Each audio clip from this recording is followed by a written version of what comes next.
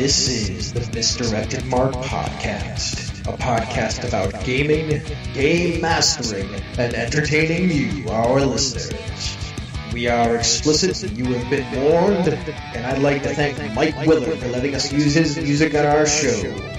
Now let's pick up those mics and get on with this thing. Oh my, oh my, oh my, how the Take-Twos have found us this evening. Oh, thank God. On this episode, we're going to talk about how to run or jam advice from a moment from last week. My name is Chris. I'm Phil again. And I'm still Old Man Logan. It feels like we just did this. Deja vu. It's almost like we had a bit of a hiccup on the first time going through. Is it the same cat or is it a cat that looks just like the other cat? It's a cat that looks just like the other cat. Let me introduce you to the French Resistance. Deja vu, chocolate mousse. So, buddy, pal, Phil, old friend, what's up, going man? on? We just had a plumbing emergency Here at Casa de Vecchione, also known as the Misdirected Mark Recording Studio. That's true. See, Although you're ruining the magic because we say that we record in a magical, extra-dimensional house. Yeah, well, there's a bathroom above the mystical... that sprung a leak. Well, actually, it overflowed. A little bit. And Bob and I are sitting down here killing time before the show, and suddenly I hear water. And then you hear me say, oh, we have a problem. Right. So now there's water upstairs. There's water in the basement. So it's all hands on deck. And guess what? We fixed that stuff in like 10 minutes. We did. Fixed, disinfected, everything. Like, done. Full on scramble mode. It was a little bit of a thing. No scrambling. When we start improvising, we're at our strongest. Yes. Yeah. On a good note, I've had both a cup of coffee and some running around before the show, so I'm not even with a beverage. Like, yeah, wide awake. Wide awake now. Let's do it. Let's do it. So what else is going on, man? What is going on? Life's a little wobbly. Yeah. I'm having a lot of ups and downs. And they're not like little ups and downs, they're like spikes. Yeah, they're like really like the ups are good, the downs are kind of really bad. But I've had a lot of had some therapy. Therapy's good. Did a lot of journaling. Also good. Yeah, journaling helps me immensely to kind of organize thoughts and stuff like that. So I've been doing some of that. I'm certainly putting on some extra calories because I wind up journaling at Starbucks, but nothing is comfortable about journaling. So I'm like, well, I got to do some journaling. So I'm going to get me a coffee and this pumpkin cheese cream muffin because, this Danish. Oh yeah. And this because I'm sad, I'm going to eat this pumpkin muffin. By the way, the pumpkin muffins at Starbucks, they're really good. Yeah, so anyway, that's been a thing. But anyway, beyond that, I've done some other stuff. Worked on some more Hydra Hacker playbooks. I'm really liking the Hacker. I wasn't sure completely how the Hacker was going to go, and I'm at the tail end of the design of it, and I'm like, oh, I like this character a lot more than I thought it was going to. Like, originally it was like, well, you do this cool water stuff, and you kind of just need the Hacker. But like now I'm like, no, the Hacker is actually pretty badass. Did that. We played a little bit of Swords Without Master. Senda and I wound up recording an interview. I'm not going to say with who, cha-ching. But we did an interview Sunday morning. If you listen to Pandas Talking Games, you know exactly who he's talking about now. Cha-ching. Anyway, we did the interview, which was great. And then I was running late. I made it to Swords. Thank you. I'm going to thank Nikki right on the mics because breakfast was waiting for me. When I got, it was when I got to thanks, Nick. Pandora. That was very sweet of her. We didn't get it. We didn't play a full thing, but we did play Motif. We played a Motif. We played for an hour, which was fun, which was good because we needed to work Bob's character into the game, and we actually needed to flash back and do some stuff to kind of explain what had happened previously. Yeah, we didn't have to, but we did. It was good. Yeah. Let's see, what else did I do? We finished the Airy Peaks. I'm going to let you talk about that more, but we played the final session of our 2-year Airy Peaks campaign. 30 months. And I mean, like a little bit in the feels, man, because that's Corin. Oh, yeah. And Corin may be the best character I've ever played. All good things come to an end, and it was a good story. Yep. It was a fantastic story. It had a good beginning, a good middle, and a good end. Damn fine ending. Yeah. I mean, epic fucking battle. Like, it was just amazing. And maybe we'll unpack that more either in the after show or something else. But yeah, I took a picture and posted it on Twitter of my character sheet from Corin because I never got a second character sheet. Like, I never transferred him 30 months of writing on the same sheet and erasing hit points. Like, that character sheet is a ungodly mess, and I love everything about it. If I get some time, what I'm going to do is that Phil had taken notes on note cards the entire time for every session. Yeah. I'm going to take all of those notes on note cards and type them all up because they're good notes for me too for writing this out. Yeah. And then when I have at least the note card notes typed out, I will share them with everybody as a Patreon exclusive. Yeah, it's that would be awesome. There's probably some good stuff. You're gonna have to flesh it out a little because they are a little sparse because they're made for me to remember what happened. In the That's episode. okay. That's all they're going to be for the people that are interested in Okay. seeing them. I watched a little bit of Luke Cage, not as much as I wanted, but I got some in, and I know we're not gonna talk about it because we're gonna let people catch a few more episodes. Yeah. So in a few weeks, We'll get into we're it. going to do a salon. Yes, And we're going to use Luke Cage That's as the awesome. primary thing for the salon. I'm just gonna say that I would take Luke Cage out for coffee. I mean, if you're watching the show, you know what that means, but I would. Like, yes. You would take Luke Cage out for coffee. For he doesn't coffee. even like coffee, Phil. Exactly. Well, you could drink his, I suppose. Well, that's a thing, right? Okay, I'm in. Good stuff. Oh man, Michael Coulter is a very sexy man. Yeah. Anyway, Fun fact: did you know that he in the Halo series he is one of the characters that was in the most recent Halo, and they're thinking about making him and using him as the voice actor to be the main character of the next Halo game. It's not confirmed, but that's one of the rumors. I would be very okay with that. Yeah. That's cool. Little trivia for you. Yeah. Anyway, yes, absolutely. All good stuff. Yeah, I really like Luke Cage, and I can't wait till we talk about it. Once again, all I'm going to say without saying anything about the show is that, man, does Marvel on Netflix just work? Yeah. Like, they just... Agents of S.H.I.E.L.D.'s been really good too. Agents of S.H.I.E.L.D. has been very good, but I mean, they're just killing. Like, those Netflix ones just kill. They do. So I mean, good. they could tell the story that they want to tell. There, like they don't have to censor themselves. Nah, man, they just. But I mean, it's the way they theme them. It's the coloring, like the way they're. Each one is like Daredevil's red, and Jessica Jones is purple, and Luke, is yellow. Like, if you watch carefully, those colors Appear a lot. Yeah, it's because smart. Luke is a source of hope for his neighborhood. Yeah, that's why. it's so smart. All right, stop talking Yeah. about it. We're gonna unpack that whole thing in the salon. Anyway, I did all that stuff, man. Hey, Bob. What about you, man? Like, you actually, I know, I watched on Slack. Like, you fucking killed the Luke Cage series, right? Oh, I crushed it. Yeah, I crushed it hard. I got 2 episodes left. I got 2 episodes in because I'm a bad geek. Yeah. Well, see, I benefit from scheduling and stuff. So to start off, since last episode, Thursday night last week, Chris and I did a very productive play storming session of Core Crisis. That game's coming into shape really fast. That game is looking pretty good. I know. It's not. Is it almost at the point where Phil gets to see it? Yeah, you could play. Oh, it. yeah. Okay. Yeah, I just need to compile the current batch of notes, which I haven't done in a week's time almost. But I bad on me. got past the thing that was making me nervous about it because we'd only developed one core because the idea is that you can have different computer cores that are causing trouble. Yep. We developed a second one and it works really well too for that one. So now, and then they play very different. So I was very excited about that. The game has some serious legs to it. Yep. So we did that. And then Friday I got home from work and sat down in my recliner and started watching Luke Cage. And I watched that until like about 11:30 at night, got 6 episodes through, got up in the morning, clocked in for my shift from home that I work on Saturdays from 8 a.m. to 4 p.m.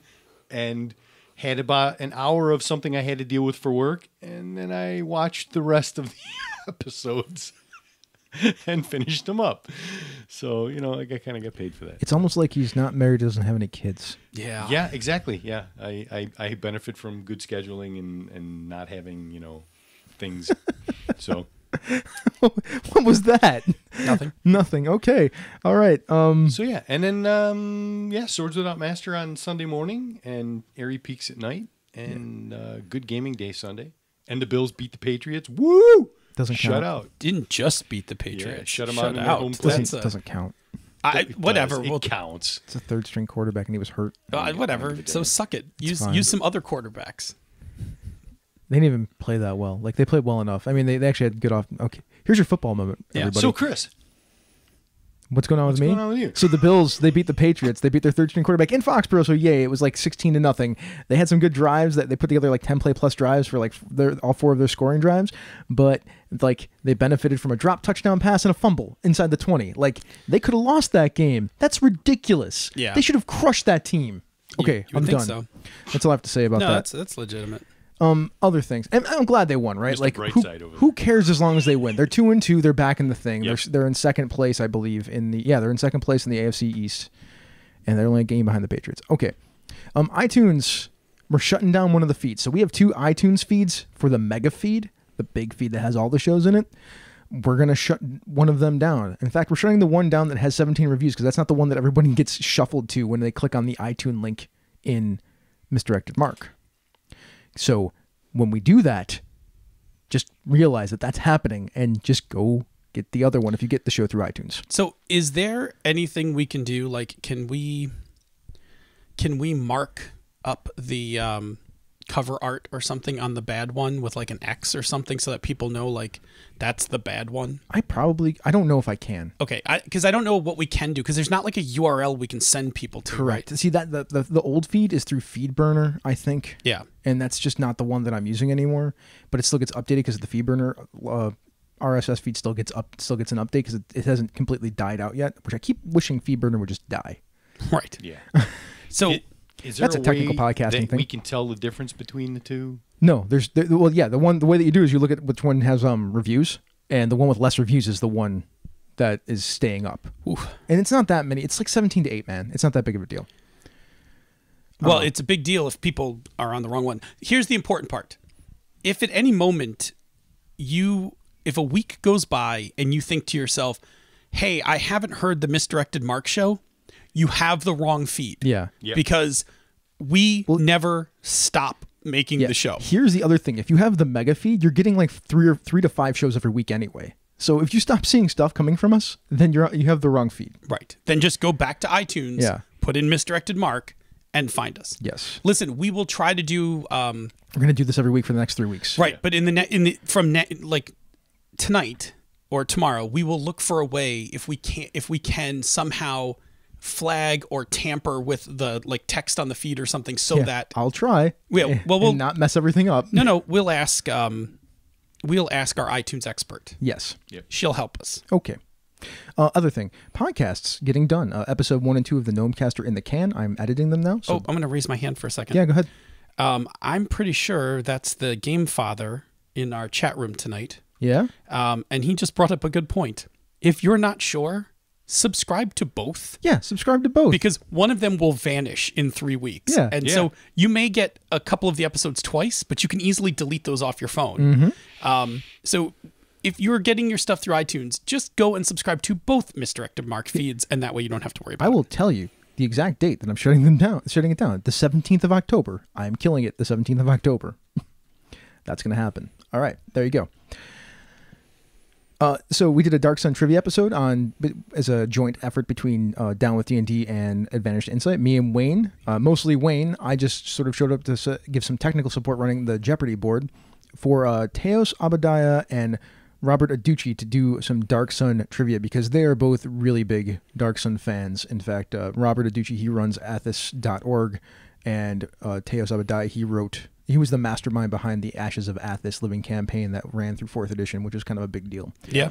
So those two went at it, and it was a lot of fun. We had a good time. That's hilarious. Yeah, they do the trivia, and then whichever one of them answered right, or if they both answered wrong, Wayne would then chime in about information on the questions that were asked too. So it's not just trivia; it's also information. That's sweet. Yeah, it's pretty good. Down with D&D also released this past week, so I did that, and then Panda's Talking Games came out also, and is that all of the episodes that came out? I think that's all the episodes that came out so far. Yeah. A couple of interviews that I did; those are up there too. There's a lot of content right now for people to listen to if they want to. I played a bunch of games. I played Swords Without Master. That was a ton of fun. I played The Final Girl. That game is great. And in this, of course, playing The Final Girl as I become ever closer to being a Gauntlet or podcast or a Jankcast. Right. Final Girl simulates a slasher flick. Such a good game. You can go get it for pay what you want on drive-thru right now. It's a 32-page game. It's real fun. Great for Halloween. And we finished the Eerie Peaks. And I guess we should talk about the Eerie Peaks for a second. All right, so I started this thing as a filler game 30 months ago. Yeah. And it started out as 5 sessions of us just playing this game. It started just with you and Bob. Yeah, yeah. It was Bob just and Bob and Phil. I originally. Just doing the thing. And then we added Tony. Yep. I was like, Tony, you should come play this game with us. It would be great for it. And he was. He was Yeah. Tony took the game to a whole new level. Uh-huh. And then Tony asked, one day I asked, so what do you gentlemen want to see in this game more? And Tony was like, some sort of continuity, like some sort of ongoing storyline. I'm like, all right, I had a thing. So here's the important part. When you first started running it, because it was a filler and because we were just trying to fit it in, the idea was that every episode, and it was episodic, every episode you went into the peaks, you went into a certain cavern, did some shit, got some treasure, came home. Yep. And the episodes started and ended in the tavern. And that way, week to week, when the cast could change and other people could just show up because you would just grab them in the tavern, take them in the peaks, and then come back and deposit them, and then you could mix it all up. It was a troop style episodic game. It didn't end up being that way. And it didn't, because once it got some legs, we were like, Tony was right. Like, oh, it would be nice if there was some continuity to this thing. So that's what you did. You actually flipped the game from episodic troop to a fixed cast and made it serial. Well, sort of fixed, because you could always still add people. You could, as long as there was a convenient spot, because there were 1 or 2 times where we had to get kind of creative. But the creativity just blended to the story. Yeah, I mean, we dumped some people in the middle of the peaks, and we're like, well, you're basically fucked until these guys show up. Yeah, that was Dave. That's how Dave showed up. Yeah. Yep. Dave's whole adventuring party got eaten by a bunch of ghouls, except for Dave's character who got away. It was pretty wonderful. And we played and we took huge breaks in the middle of playing that game too. Like there were months off. Oh yeah. Well, we went and played other games. Like the power of that campaign was that we were able to put that campaign down, go do other stuff, and be equally excited to just pick it back up, and with little to no lag. Like people kind of knew where they were once we were like, all right, we're gonna play Peaks again, and then it was like 10 minutes at the table of like, okay, what happened last time? Oh yeah, totally. Okay, we're back in. Yeah, let's just keep going.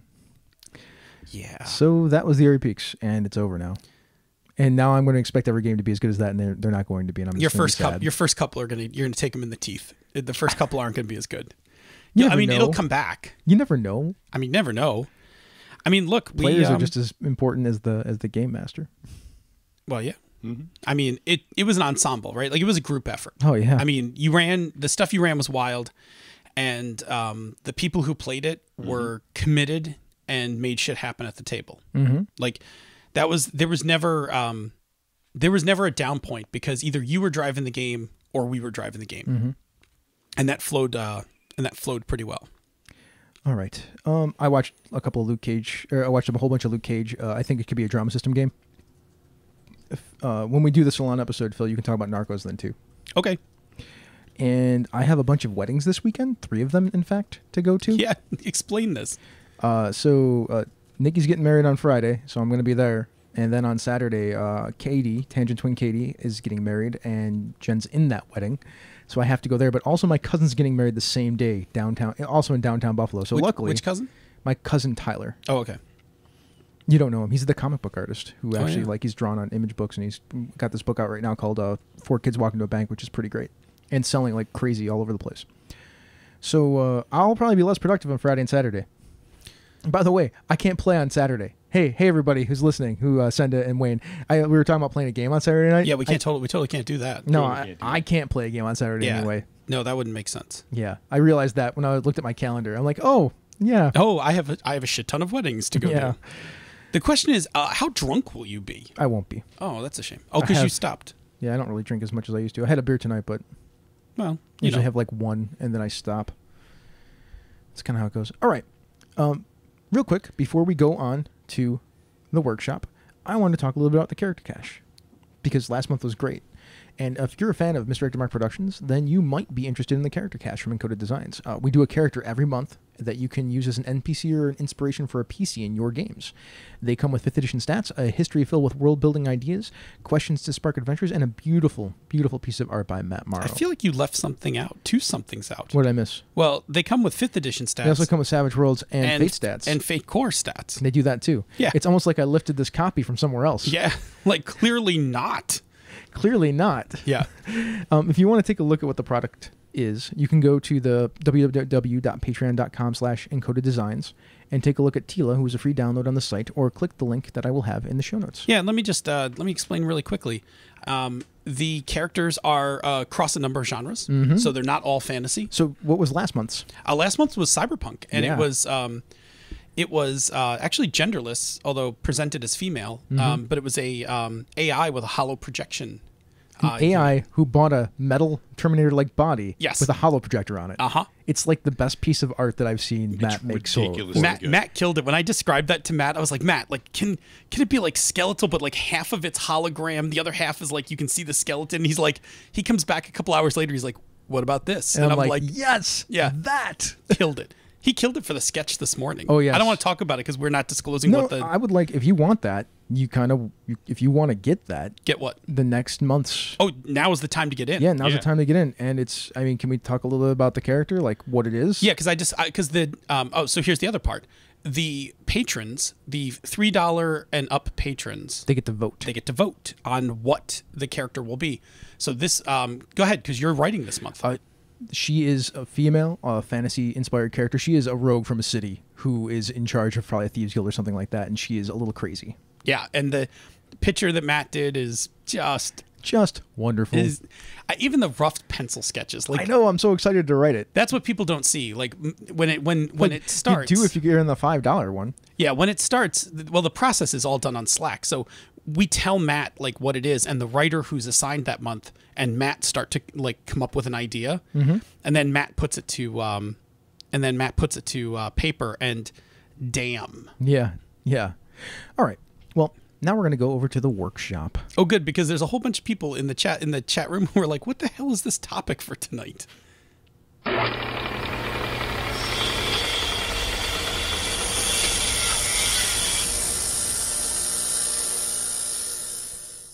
Welcome to the workshop, where we try to build better games.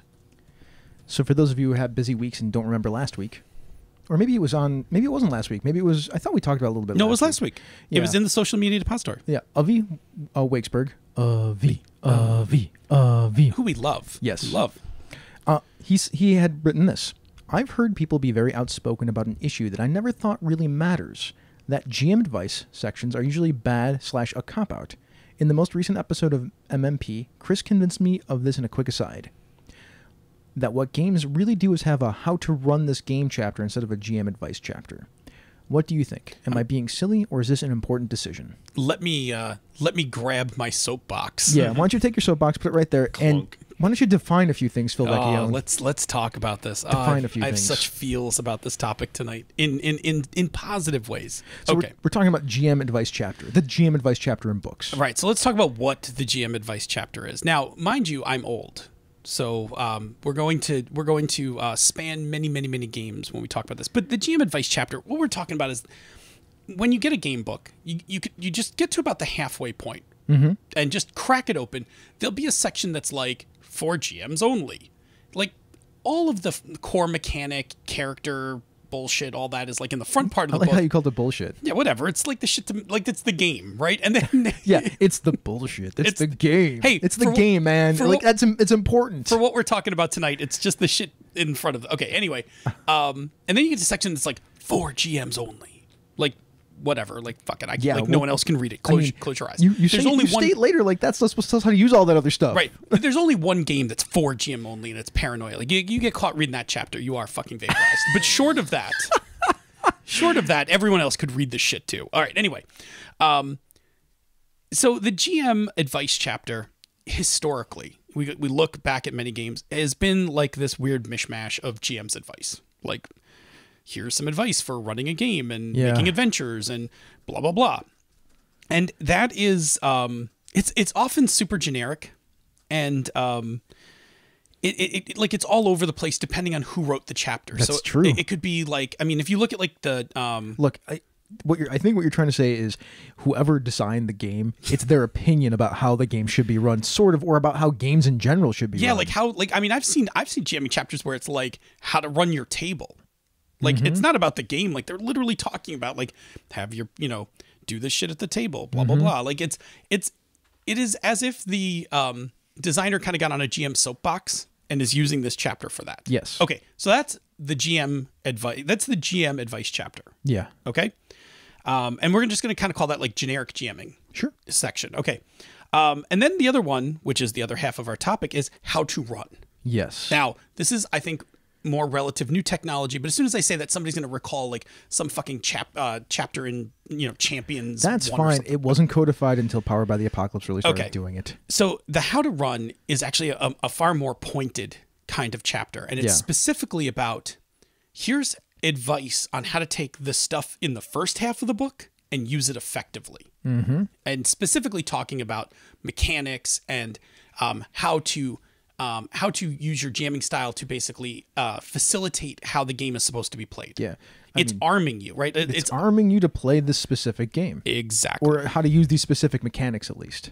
Yes. Because Fate Core does a lot of that stuff, too. Right. So it says, here's how to use the thing that we just told you. Fate Core is a wonderful example of a really good set of chapters on how to run the game. Knights Black Agents. Yes. The chapters at the tail end of that book, there's pretty much perfect. Well, there's a chapter for almost everything you need to know how to run in that game. Like when you're done reading the book, you actually feel armed to play the game or run the game. Exactly. And that's, I think, the difference, right? The difference is your generic jamming advice is just like a mishmash of jamming advice. Your how to run chapter is arming you. It's pointed to the experience that the game is trying to create. Correct. Okay. Are you okay with those definitions? Yes. That's why I didn't write anything else in the show notes. Very good. Smashing. Okay. I don't even have another lens to look at it from because I think you're right. Wow. Well, when Phil's right, it's time to end this show. No, it's not, because keep going. Okay. So here's the thing. Here's the thing that's messy, right? Jamming chapters often have like terrible focus. Well, they did. Well, they did, right? Like, no, I mean, let's just stick with generic jamming. Generic jamming. Okay. Yeah. They have a lack of focus because they're really like the designer's jamming soapbox. Well, that's why a book like Robin's Laws to Good Game Mastering is good, because it's generic. It's actually specified to be generic jamming advice. Yeah, absolutely. Instead of being in the middle of a book that has certain rules with it, right? Yeah. Now, like, you see this a lot in older games. Like, if you go back and look at like the 80s and 90s games, the jamming advice chapters are really up and down. Like, they're really hit and miss about how much use they are to the game master. It's because people, I mean... Well, I have a theory for this. Well, I have several theories for this, but you can go first. Okay, well... if we're not to that point yet. We're not quite to that point. But I will posit my theory, and then you can posit yours why it's like that. Anyway, that lack of focus and mishmash of information, you get like all sorts of weird stuff heaped in there, right? So you have like some generic GMing advice, like here's how you should run your table. And then there's like some rules clarifications, like here's 10 things you need to know about invisibility. Like invisibility underwater makes like a shimmer, whatever. And then you get like some, like maybe you get some a paragraph or two on some how to run the game stuff. Probably not a lot, but it's all heaped in there, and you're like having to kind of, pick through it and whatever. Well, those three things that you just talked about, they could be skewed any number of different ways. Oh, yes. There could be a whole bunch of how to run the game in there, but there is also rules, clarifications, and generic jamming advice. And when it's written that way, it's confusing. Yes. And I will say this, it's been my experience over the years, and I'm going to again pick on older games, that the editorial hand in those sections is not as precise as the rules section. Like, because it's not technical writing. Yeah, it just wanders. Yeah. Okay. So here's... I mean, it's technical writing earlier, right? We're talking about a textbook compared to an opinion piece. Correct. In a lot of ways. Yeah. And if you've ever read a technical manual that isn't rigorously edited and I'm not talking about edited for grammar. I'm talking about edited for flow and Content structure. and how does it work? Right. And have been given to people so that they can see if they can figure out how to use it. Right. Like if you like that stuff can be like really like dizzying because you're all like you're jumping from topic to topic. It's not making sense. Yeah. Okay. So here's my theory about why generic GMing chapters even existed in role-playing books. Sure. Okay. So first of all, for all of you Senda's age and younger. Oh, that's mean. There was a time where there wasn't another place for GMing You know, advice. my queen, just let me know and I'll shank him. It's cool. Like, he can be shanked. But there was a time where there was no other place for GMing advice, right? Like there was no internet. There was no boards, chat rooms, whatever. Like there was Dragon Magazine that ran some GMing advice and that was it. Or mailing, like actual like mail. Right, like physical mail got sent to you. So the GMing advice chapter is like the place where some of that stuff got deposited to like help spread it around. And that was important because we didn't have a lot of it. Yeah, well, I mean, there just wasn't a place else. There wasn't another place for it. So Polyhedron maybe. But yeah, just but basically again, the magazine. Right, and a lot of those were heavily D&D slanted. So if you were playing something else, like good luck. Yeah, good luck. So you just didn't have that many resources. I mean, I think Gygax wrote a book. I think isn't it Mastering RPGs or something? Mastering role playing games. did. It's pretty crazy. If you've never read the book, like it's actually a little nuts. But you just didn't have a lot. So GMing advice chapters in books were actually useful because it was some way to spread knowledge to other game masters. That's my that's my floating theory about Why they were in there. Yeah, why these even exist. Mine is that it's still new, right? Role-playing games are still new at this point. So we haven't really figured out how to distribute this information. Like, we're still learning on the fly, and people are starting to branch out and making second, third, and fourth generation games. Yes. Not just writing new books like for the 100th time. Like, it's not like the novel, it's had hundreds of years to evolve itself, right? Right. Like, this is still all new, and these books are complex, and they're filled with different kinds of writing inside of them. And like you said, a lot of that editorial focus went on to the mechanics because that's what people cared about, and then the procedures of play. So on the back end, like also when it came to some of that editorial stuff, the people that were writing often the core rule books were the people who even then, in a lot of times, own these companies. Like, who's going to tell Gary he's wrong? The guy who used to work for TSR. Yeah. So, I mean, who's going to tell Kevin Symbiota that his Riffs rule book is wrong? Well, nobody. Exactly. Like, Yeah.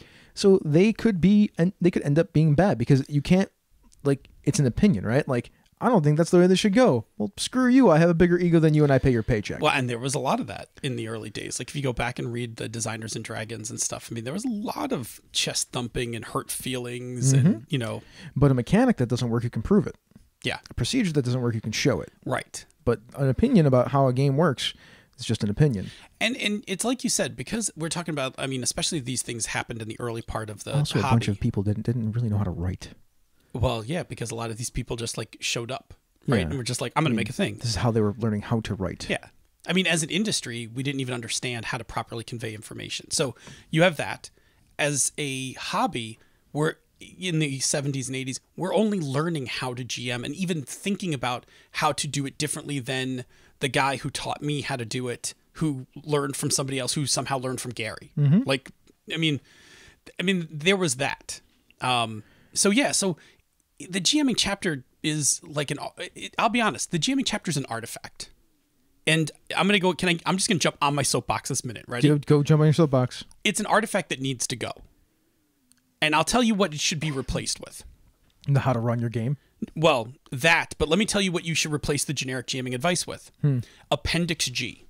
Oh, Appendix G. So I'm going to make reference to those who aren't first edition D&D players. Appendix N in the back of the player's handbook was a chapter that had a whole bunch of list of fantasy novels that Gary was inspired by that kind of led to Dungeons & Dragons. And the idea was you should go read these to better understand how to play the theme of this game. Here's what I'm positing for Appendix G. There is ample GMing advice out in the world today. There is. That is not inside a game book. A game designer and I'm going to state this right now. I'll be bold. A game designer who's putting generic RPG advice, generic GMing advice inside their game is wasting pages. They are. You should put a 2-page thing at the back of your book called Appendix G. And in it should be your favorite GMing advice books, articles on the web, podcasts. That would help. That's it. It saves page count, and it can either let you add more content to your book Or save you money. Or save not only you, but the customer's money. Yes. And that knowledge is already out there. Mm-hmm. I mean, listen, I wrote a fairly sizable chunk of it. It's there. I mean, and even I have my favorite sources to go to that aren't my books. You can go to the World Builders blog, the Cobalt Guide series, the engine jamming complete the Accidental Trilogy, right. All of those places, you can go to podcasts. Robin's Guide to Good Game Mastering. Robin's Lost to Good Game Mastering. That is the book that made me want to do jamming advice. It's actually the book that made me a drastically different GM in one afternoon. You Play Dirty's out there. Play Dirty 2's out there. I mean, that's the one that made me. What's the Graham Wemsley one? Stealing Cthulhu. The other one. Well, Stealing Cthulhu you can apply to a bunch of other genres. Yeah, there was another one. I don't know. Play Unsafe. Is that Play Unsafe? Yeah, I don't know if that's Graham Wemsley, but Play Unsafe. I like that. I love Play Unsafe. It's in my GM. I have a folder on my. Yeah. I have a folder on my iPad called Survival Guide that has like 6 books in it. I mean, you can get Extreme Dungeon Mastering if you want to go that route. A little wacky, but sure. Yeah, sure, but that's why it's called Extreme, right? Yeah. So anyway, Appendix G. Game designers, stop putting generic GMing advice in your book. It's already been discussed by people who are discussing it constantly. Yeah. Not just designing games, but talking about games all the time. Constantly. And have played a broad swath of games. Like, there's a lot of good advice. Or if you want a generic GM book, why don't you just go get some of those people to write it for you? Sure. You can find me at Phil at misdirectedmark.com. No, that directs to Bob. At DNA Phil. At DNA Phil. Anyway, no, my point being is it is a waste. So let's get rid of it and let's replace it with something better. And this is where I think you and I kind of fall onto the same thing. Let's go with how to run the game, but I'm gonna even take it up a notch. I think there's more than just how to run the game. Well, sure. Well, I mean, how to run the game involves a whole bunch of stuff. Yeah. Yeah, absolutely. So, well, you want me to start, or you want to start? I'm tearing into it. Let's start with the first thing that we would put in that book.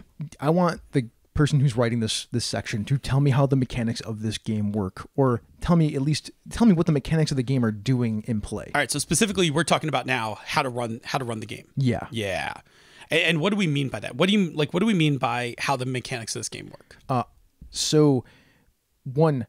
What is a trigger in any Powered by the Apocalypse game? Because when the first time you run into that, it's not easily understood because you're coming from a whole different play experience. So the idea of triggering a thing instead of having an action economy is something completely foreign to me. So I would like to know how that works.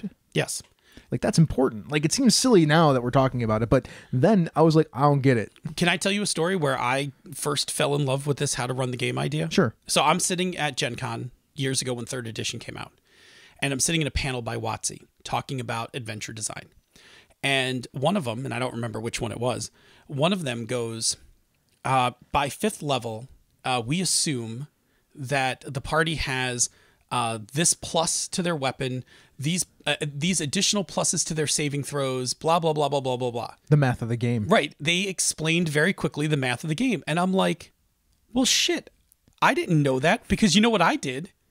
I was holding back on magic items. Me too. And then was wondering, like, why when I pick up these modules are my players getting their asses kicked? Yeah, because the math is all off, and that's not shown.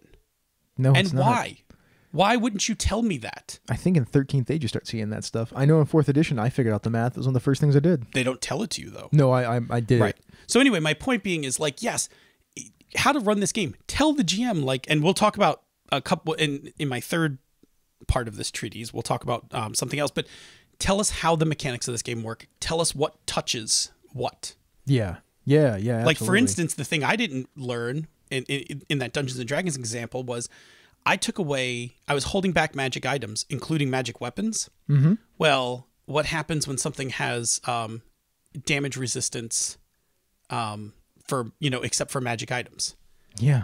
Like, now I've screwed my players because, that undead monster can't actually be stopped by the characters. That's true. So that means they have to run away from it or they die. Right. So like when they explained that in the thing, I was like, oh, well, shit, I need to actually like hand my players back magic items. Yeah. Like, thanks, guys. Like, we want you to have your characters be a Christmas tree. right. Like that they were expecting it. Yeah. And it I was was like, part of the design. oh, I wasn't like thinking that. Anyway. Yeah. In a lot of new stuff like 13th Age, there's designer sidebars in that book that oh, I forgot their names. Who 13th Age, Heinzo and he was one of Wyatt? No, maybe it's one of the third.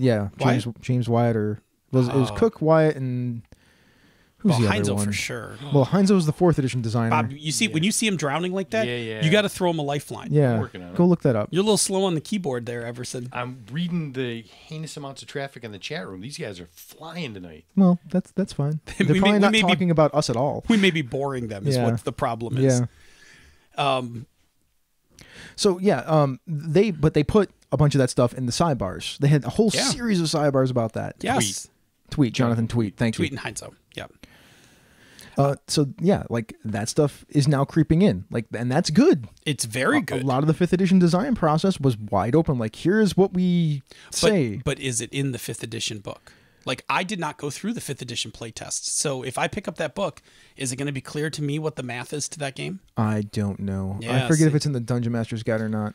That's a problem. I mean, to me, that's a problem. But they have that stuff everywhere. Like, I mean, come on. Like, at this point in time, the internet is ubiquitous, right? So you go and you just be involved, and you would have figured all that stuff out. I mean, that's I'm fairly fair. confident that 5th edition, though, spells it out a lot better than they did in previous. Well, I'm sure that's true. Magic items in 5th edition aren't required. They are supposed to be special. So that's good. And they talk about they've talked about the closed band of range. Like, your proficiency, like your attack bonus is not going to go up a drastic amount between 1st level and 20th level. We're talking like +4 or 5 from your proficiency modifier. Yeah. Like, your stats can never go above 20 without magic stuff, and magic stuff's supposed to be special. But if you're playing Adventures League, that doesn't apply as much because there's magic stuff everywhere. Yeah. But that's a different game. Absolutely. Yeah. So I mean, like, that stuff is spelled out better these days. Yeah. Maybe not in the books, but it's there to be had. Because, like you said, there are all these other places to go get information, and we should probably be going and getting that. Like, we should leverage that as game designers for our communities. Absolutely. I mean, I know when we wrote Part-Time Gods of Fate, like, we jammed in stuff in the sidebars that specifically was like, well, if this shit happens, like, do this. And we would love to support Part-Time Gods of Fate more. We just haven't had the opportunity yet. Yeah, we just haven't actually had physically the time. We've been encouraged to do so. Yes. Okay, so what else can we put in the run the game? Tone and genre. Oh my God, yes. We're jumping out. All right, we're jumping to the next chapter. Is there anything else we missed? Oh, you know what? I did have one in here for how to run the game. Practical tips for how to make this happen at the table. Like, if I'm sitting at a table and your game has cards and tokens and tracks and shit like that, you know what? Take a paragraph or two, a section, show me how, like, you run it smoothly at the table. Like some of the best tips I know from Savage Worlds are not in the Savage Worlds book. Or they're from Savage Worlds players who are like, oh, you should do this thing. Or make a series of videos and hyperlink them in your book. Yeah, just a link, whatever. But those things are immensely helpful. They are. The practical how to do this shit at the table. Like the I mean, Savage World's a great example. A lot of shit happens at the table. I mean, you have bennies, you have shaken conditions, wounds, all that stuff, and some tips on like how to manage all that. Severely helpful. Yeah, because that's the stuff in my first couple games in a new system I'm going to stumble over. Explain it in text in a few paragraphs, and then provide, if you're like, because it's about, to me, a lot of this stuff is about, can I keep page count down? Can I make this product as affordable as possible? If I can put that shit on if I can put that shit as a link to a video. But I want it there too, right? Like, yeah. I want to be able to read it and reference it. Show me a picture. A picture too, if you can, but like that also takes up real estate, right? Yeah. But if you can also like direct me to another outside resource. Well, that's fine. But I mean, like, I'm thinking specifically for Savage Worlds. I know a lot of really cool ways that Savage GMs manage their tables. That is not in the book. That's true. Although Tim Hannon has an art of how to physically manage that table. And this would be a perfect place for your Appendix G to come in handy because the Savage Worlds rulebook is $10. You Correct. can't bloat it out because if you do, you're going to make it more expensive. Right. But show me a blog page that somebody get put on Pinnacle's website with all this information. Yep, that I can point me back see to. in the book. Yeah. Yes. Okay. That's a thing. Like that's like for instance, I know for Hydro Hackers, we are going to have to do a few videos. Yes. Because the Hydro Hack mechanic, the bag, it's a little complex. There's a little to it, and it will benefit people tremendously to see 5 minutes of like one turn. Yeah. And then it'll be like, oh, makes total sense. Yep. I get this. Yeah. Okay. The second section that needs to be in this back half of the book is, you just tone and genre. Yeah. For God's sakes, if this game is about a specific genre, teach me the genre. Yes. This is the thing that Ken Hite killed in Knights Black And Agents. feel free to take more than a frickin' page or two. Yeah. Ken Hite dedicates chapters to, like, he splits vampire and thriller, or vampire and conspiracy, into 2 parts. Yep. And you learn both.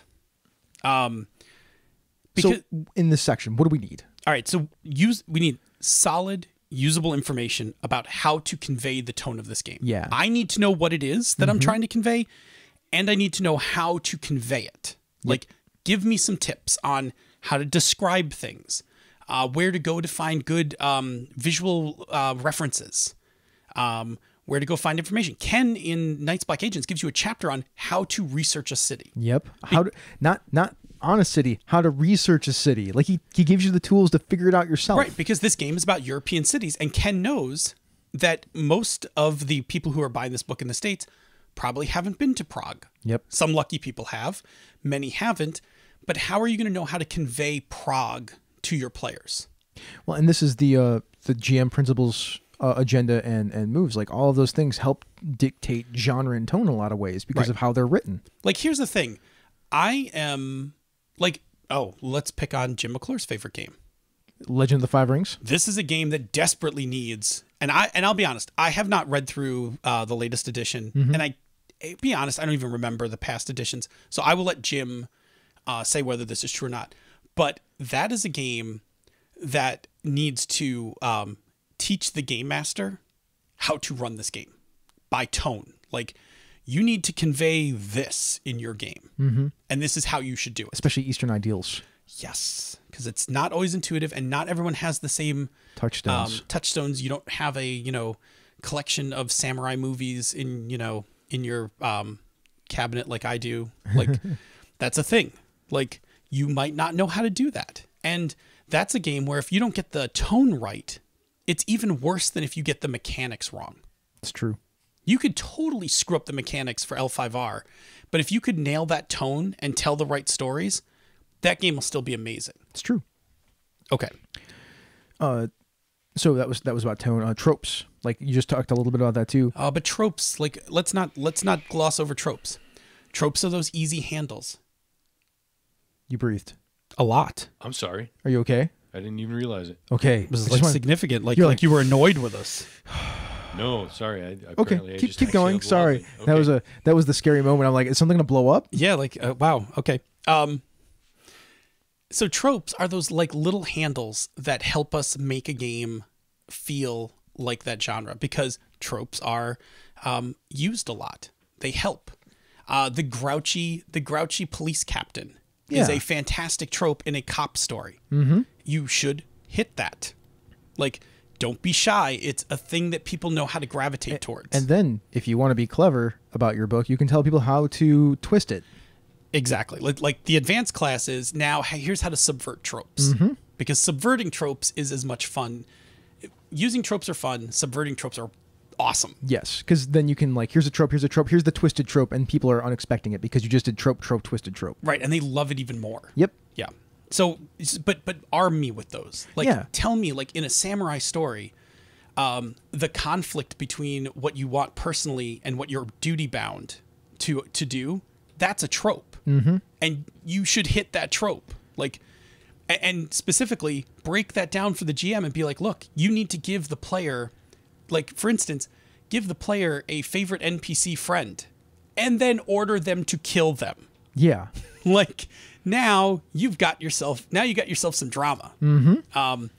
But you need to arm your GMs with those tropes, because otherwise, if they can't convey the world of the game, it's going to fall flat at the table. So that's a part where people were having a lot of trouble with Dungeon World to begin with, because one of the moves is like you deal damage, right? But nobody explained in the book anywhere really about how you can deal damage, and how it's not your job to go and kill them. That this game isn't an OSR game; it's a story about a dungeon crawl. Yeah, in fact, the thing that's never said in Dungeon World is deal damage is the least interesting move in the game. Yeah, or rolling dice to hurt them. It's about doing something, some sort of other attack. Right. Like, you do it from time to time to remind them. Or to up the stakes of a situation. Yeah, like, for instance, the dragon breathes on you. Roll 3d12, take the best of 2. Yeah. You now know, like, well, this encounter is deadly as fuck. Like, we need to be really careful. As opposed to roll a d4, armor counts. Yeah. Like, well, I'm not really going to pay attention right now. I'm just going to wade through these kobolds like the murder hobo I am. Yep, pretty much. Yeah. So yeah, like, teach. Yeah, and then the last thing with tone and genre is let the game master know, so that they can convey it to the players, what they're supposed to be doing in this game. Yeah, what is your game about, and Yeah. how does it, and what do the players do, and how does it reward them? Yes. Those three, Sorensen's 3 questions. They're super important. Like, Super important. and that's one of the first things when everybody's like, so I got this game, this, that, and the other thing. Like, what do the players do? Like, Well, it's what a fantasy world. What do the players do? Yeah, well, it's got dragons. What do the players do? Right. I mean, are they serving the dragons? Is it a political intrigue game in Dragon Mountain? Are they adventurers that are dragon slayers? Are they dragon riders? Absolutely. Are they sitting down at the bottom of the town prepping for the next dragon attack? Like, what is the game about? I just said 4 different things. That was the thing I had to kind of wrestle with in Hydro Hackers, right? Like, Hydro Hackers over the last couple months, I drifted. Phil, what is the game about? So that game, you are Hydropunk Robin Hood stealing water from corporations to save your neighborhood. There you go. Now, that's not what it was originally. Nope, but that's what it is now. But that's what it is now, and it got super focused, and the word neighborhood became a much bigger deal. And when you say that to me, I know what the game is about. Yeah. Not it's a fantasy game. Right. And I'm not designing the game to do 20 things. Like, I'm designing the game to do this thing. But I will probably tell you in the GMing section some other ways to use the game. Now, if you were to say to me, you are heroes who are going on an epic quest in a fantasy world, that's a different thing. Sure. Like, that, well, I've tells me certain something about the game. I have certain ideas about that now. Yes. Like, as soon as you say that. All So right. yeah, tone and genre. Like, arm your GMs, like designers. This is the thing. If you want people to keep playing your game, you have to make sure they know how to run the mechanics and how to convey the world. Otherwise, people are going to play it. They're going to have uneven experiences. Like, the rules are going to seem complex or Byzantine, and they're going to not know what to do with them, or house rule them, and now suddenly the game isn't the same. Yeah. Or they're not going to accurately convey the tone of this game, and people just aren't going to get it. And I suspect, I'm going to go on my soapbox. I'm still on my soapbox. I suspect that's what kills L5R more times than not, is the inability to convey that setting. And people who are reading game books and who are looking for this information, like, this is a good way for you to figure out if this game is actually doing an effective job of educating you. Right. So that you can play it and run it. Right. I mean, for me, tone and genre, Facilitate it, whatever. tone and genre, like you said it before, this is agendas, principles, and moves. Like, I pick up a Powered by the Apocalypse game, I go find that chapter. I know exactly what it looks like too, because they're all laid out the same. I can literally fan the pages of the book and be like, "Oh, there it is." And as soon as I read it, and I will say most times I get a completely clear picture, but I better read that list and be like, "Got it. I know what this game's about." So the third thing, and this is the craziest thing, because this is the thing that always ends up being a second book or a third book that comes out later after the fact. Third thing. Yeah, this third thing. Yep. Like, there are books that come out that are this basically later, and I'm with you. I think it should probably just be in the game. I think it should be. All right, and it's the Hacker's Guide. Yeah, for God's sakes, after you've explained the mechanics of this game to me, now tell me how to screw with them. Yeah, because there's a Cypher System game book, right? There is a Cortex Plus Hacker's Guide. I mean, Right. Like, Fate is one of the few games I can think of, and GURPS too, because GURPS is like, well, here's how you put this stuff together in different spaces. Oh, Savage Worlds does too. Like, do some different things with it. And it's not a great Hacker's Guide, but at least they're attempting. Well, I mean, I think Fate kills it with the toolbook. The toolkits are great, but they're right. different. They're secondary books. Correct. They could have mashed it all together in a book. I mean, they are online in the SRD these days, but whatever. Right. So here's the Hacker's Guide. The Hacker's Guide tells you things like, it would have been immensely helpful if the WotC people had told me in the back of the DMG, hey, if you want to run a low magic campaign, Here's how you do it. like, here's what you need to do. Like, first of all, beware of damage resistance. Like, hint, if you're taking away magic swords, you need to take care of damage resistance. Yeah. Number 2, turn down the DC on some of your saving throws, because we assume that your characters have a certain built-in plus to all their saving throws, because they have, Cloak of Resistance or whatever. Because you know, as well as I do, here's another one you could explain to me in the first section. D&D D20 at 10th level is a vastly different game than D&D at first level. It's true. Because you aren't going to die from hit points above 10th level. You're going to die from a saving throw. Yeah. Because that's where the gameplay is. That's because suddenly Finger of Death is now a viable spell, and it's way more efficient than knocking out your 200 and something hit points. Yeah, it's true. So, and on top of that, the second you cross 10th level, Raise Dead is way more important. Because Finger of Death, you're dead. Raise Dead, you're up. Now, it's not a hit point attrition game. It's a resource allocation game of Magic. That's true. Yeah. Anyway. And if you take out magic... Yes. If you take away Raise Dead because you're like, well, there's no resurrection or Raise Dead in my game. Well, at 10th level, your game's going to end very quickly. Well, unless of course you've taken out magic. Correct. If you haven't taken out magic and you've just taken out resurrection, your game is game will end somewhere around 10th level. So that's one of the things, and they're like, here are the things that if you mess with it, this is probably some of the other things that you think with. That's one of the things that should be back there. I mean, here's the thing I love. Powered by the Apocalypse games, like, this was an Apocalypse world. How to make a move. Yeah, how to create a move. Right. You're going to need to know this. Not just make a move, but create a move. Right. Vincent tells you, like, you're going to need to know how to do this at some point. So let's roll up our sleeves and let's have a lesson in moves. Yeah. Other things like, here are the things that make this game function, like the main cogs. If you mess with them, there's probably going to be breakage. And at least, if you're going to mess with them, please be aware of the following things. Yeah. Like, this touches this. For instance, the magic item thing's a pretty good one. Oh yeah, in Hydro Hackers, there are some mechanics where you have to be very careful what you mess with. Well, if you mess, I imagine if you mess with like the water, the sweating, it, like if you don't deal with that or you make it too harsh, like that crushes. The game. Yeah, I'm actually in the middle of playtesting to decide, do you sweat during the actual bag pulling mechanics or not? Like, I'm not quite there yet. But anyway, teach us how to hack the game and modify it, because we're going to. Yeah. And we just may want to tinker with something. And if that comes up, some helpful tips on, listen, the game designers, if they've play tested and built this thing, if they've built it and play tested long enough, they know what touches what. They could share this. Now, I'm going to say a few things since we've pretty much gone through all this stuff. Yeah, do it. This Hacker's Guide idea, I don't think it's ever going to be a thing that really takes off or picks up in game books, because it is a secondary book that people can make that people will buy. I'm okay with that, but then do that. Then a lot of people do. A lot of people do. Not everybody does. Not everybody does, because everybody doesn't, like, we're talking about hundreds of copies of books that are getting sold, not thousands. But sometimes you can even do this just in the sidebar. Yeah, I mean, you can. For certain things, like for certain obvious things, you could throw a sidebar in the section that says, like, in the mechanics section that says, hey, if you're going to run a low magic campaign, here's a couple things to consider. And another thing is, a lot of the stuff that we're talking about, hopefully you can just swap out some of the pages for these pages, like some of the GM advice pages for these pages. But like you said, you've written books about this stuff. Yeah. It's not a short set of information, man. Like, it's 40,000 words for Never Unprepared, right? Yeah, Never Unprepared is about 40. And then if you go to Odyssey, that's another like 40,000 words, 60,000 words. And how big's Focal Point? Focal Point somewhere around 60 as well. So that's 160,000 words of GMing advice. A little bit. And that doesn't count Unframed. That doesn't count things like Robin's Laws, and which are different. It's a different set of opinions on how to do this. Get the Kobold Guide, Hamlet's Hit Points. I mean, Hamlet's Hit Points is really 20 pages of information. Yeah, and then like a whole bunch of movie stuff. Unframed, like there's hundreds of thousands of words of this stuff out there. So you have to pick and choose what you think is the most important thing to make your game work. Right. You really don't need this in your book. The Hacker's Guide? Yeah, you don't need the Hacker's Guide. Well, the Hacker's Guide is a nice to have.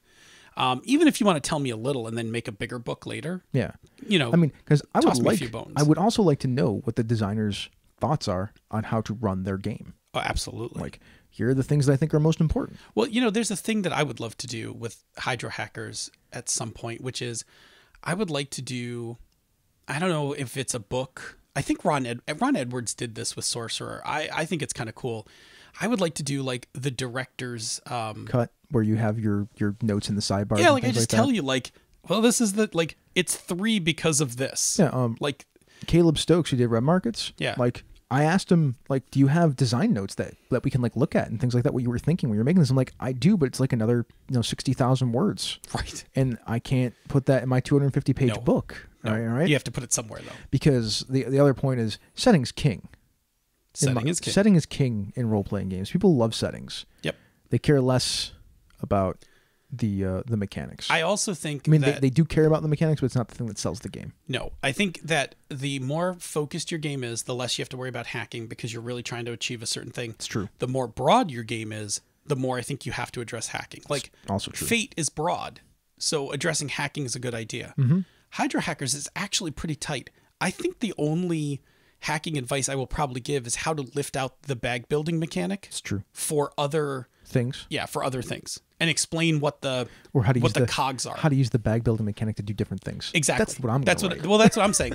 Like how do you take that mechanic Here's your out? heist mechanic for Right. bag building. And here's like how you like here are the moving parts and what you need to be careful of. Yeah.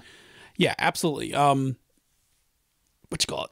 That's I'm pretty much stretching. that's pretty much it. No, I mean, there it is.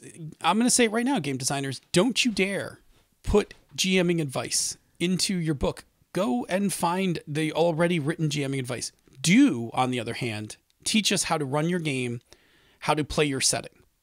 Do that well. I'm actually really of that opinion. Like, I don't actually have anything to say to disagree with that. Right there. Wonder to empowers, man. Yeah, right it's there. first time in like 20 episodes. Boom. Like 20 episodes. Chris and I agree. This is it. Pack it up. No, we're not packing it up. We're gonna keep going. No. How about we room for talk to the life. chat room? We should absolutely talk to them. They probably don't care at all what we're talking about. Oh no, they do. They care quite a bit, and they've also been talking about a whole bunch of other things. Of course they did. They are. Running back to the top, Avi the Jackal made a comment saying, generic GMing often has tips, advice about session and campaign prep, running the table, different types of players, running different types of games, making NPCs. I can name 5 Sure. books. All Yeah. that stuff. It Yeah. just doesn't need to be in my game book. Exactly. I got 5 books I could show you that has all A couple that of people brought up the DMG2 from 4th edition as a really good resource for advice on how to run Yeah, the games. first chapter was great because Robin Laws wrote it. Yeah, I was just that gonna say, kinda look says a who lot wrote right it. there. Yeah. Jim McClure agreed with you. L5R does a terrible job of the All right. tone. It does not teach Eastern storytelling. They spend a large section of the rulebook on teaching people how to run a game, but it's far too basic. So, focus Boy. on what makes this game. Almost like that. So there you go, Jim. When you get the chance to write the next version of L5R, do it right. Yes, Yep. do it right. So that I can actually run the game. Absolutely. A couple people agreed that the Pathfinder box set is amazing. I hear for, it's a great teaching for thing. teaching people Yeah. the game. That's excellent. I've never seen it. up and running. But everybody I've ever talked to says that Yep. box set is really great for that. And Mo said, just remembered something amazing in the back of the Cyberpunk 2020 rulebook. The huge list of characters with just short descriptions. These are the people of this world. Some of them went on to be recurring characters over 20 years of play. Oh, that's pretty cool. And the scream sheets that they used to do, that gives you the tone of the game right there. I love name lists like that. Oh, Like, name that lists are have- fantastic. That have like a line next to it that's a descriptor. For me, that's part of tone and genre. Yeah. Right? Like, give me a whole bunch of names of people. Like, you know what 2 games did a great job of that, especially because when I was a kid, they weren't genres I was well versed on. Boot Hill, the Western game, had all sorts of like cool descriptive Western names, like for you to use as your character NPCs. Sure. Like, like those evocative, just kick ass, gunslinger names. Pistol Pete. Yeah, like those kinds of things. And the other one was Gangbusters. Yeah. Had like all these mob names because that was like a thing. Like you had to name these mobsters, and like some of them had those Jimmy the Fingers, like that kind of thing. Yeah. Mickey the Mooch, Yeah. Because that adds, that conveys tone. Dave Left Eye. Yeah. Ange says she fully expects any Encoded Designs book from here on to have an Appendix G. in Done. it. So that shouldn't be a problem. Challenge accepted. Out of context, quote of the night, Phil Vecchione, you should hit that.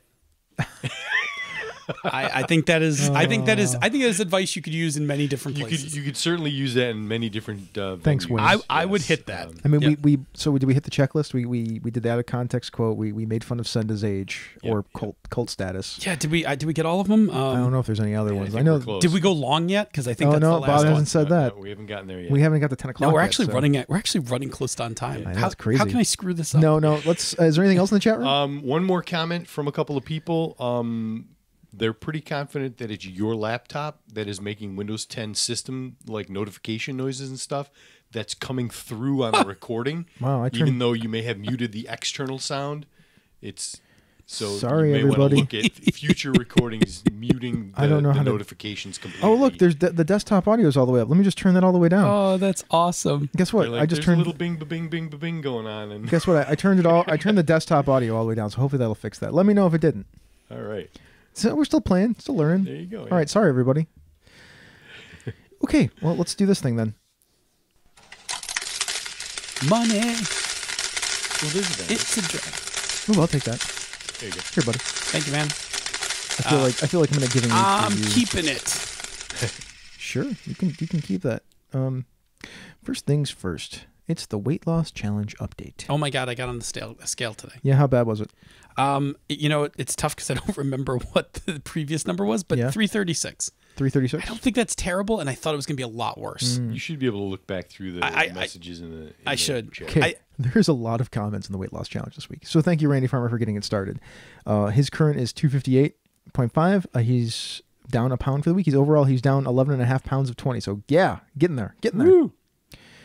He's worried though because his upcoming is his birthday and it's pumpkin pie season and Thanksgiving and Christmas and that's all. I feel that's you. all here. I feel you. Those are legitimate reasons I'm to right be with you. scared. Yeah. Yes. I'm at 253. So there's that. I've been eating a lot less because I'm home a lot, so I'm not running around all the time. I'm eating pumpkin muffins at Starbucks because I'm sad.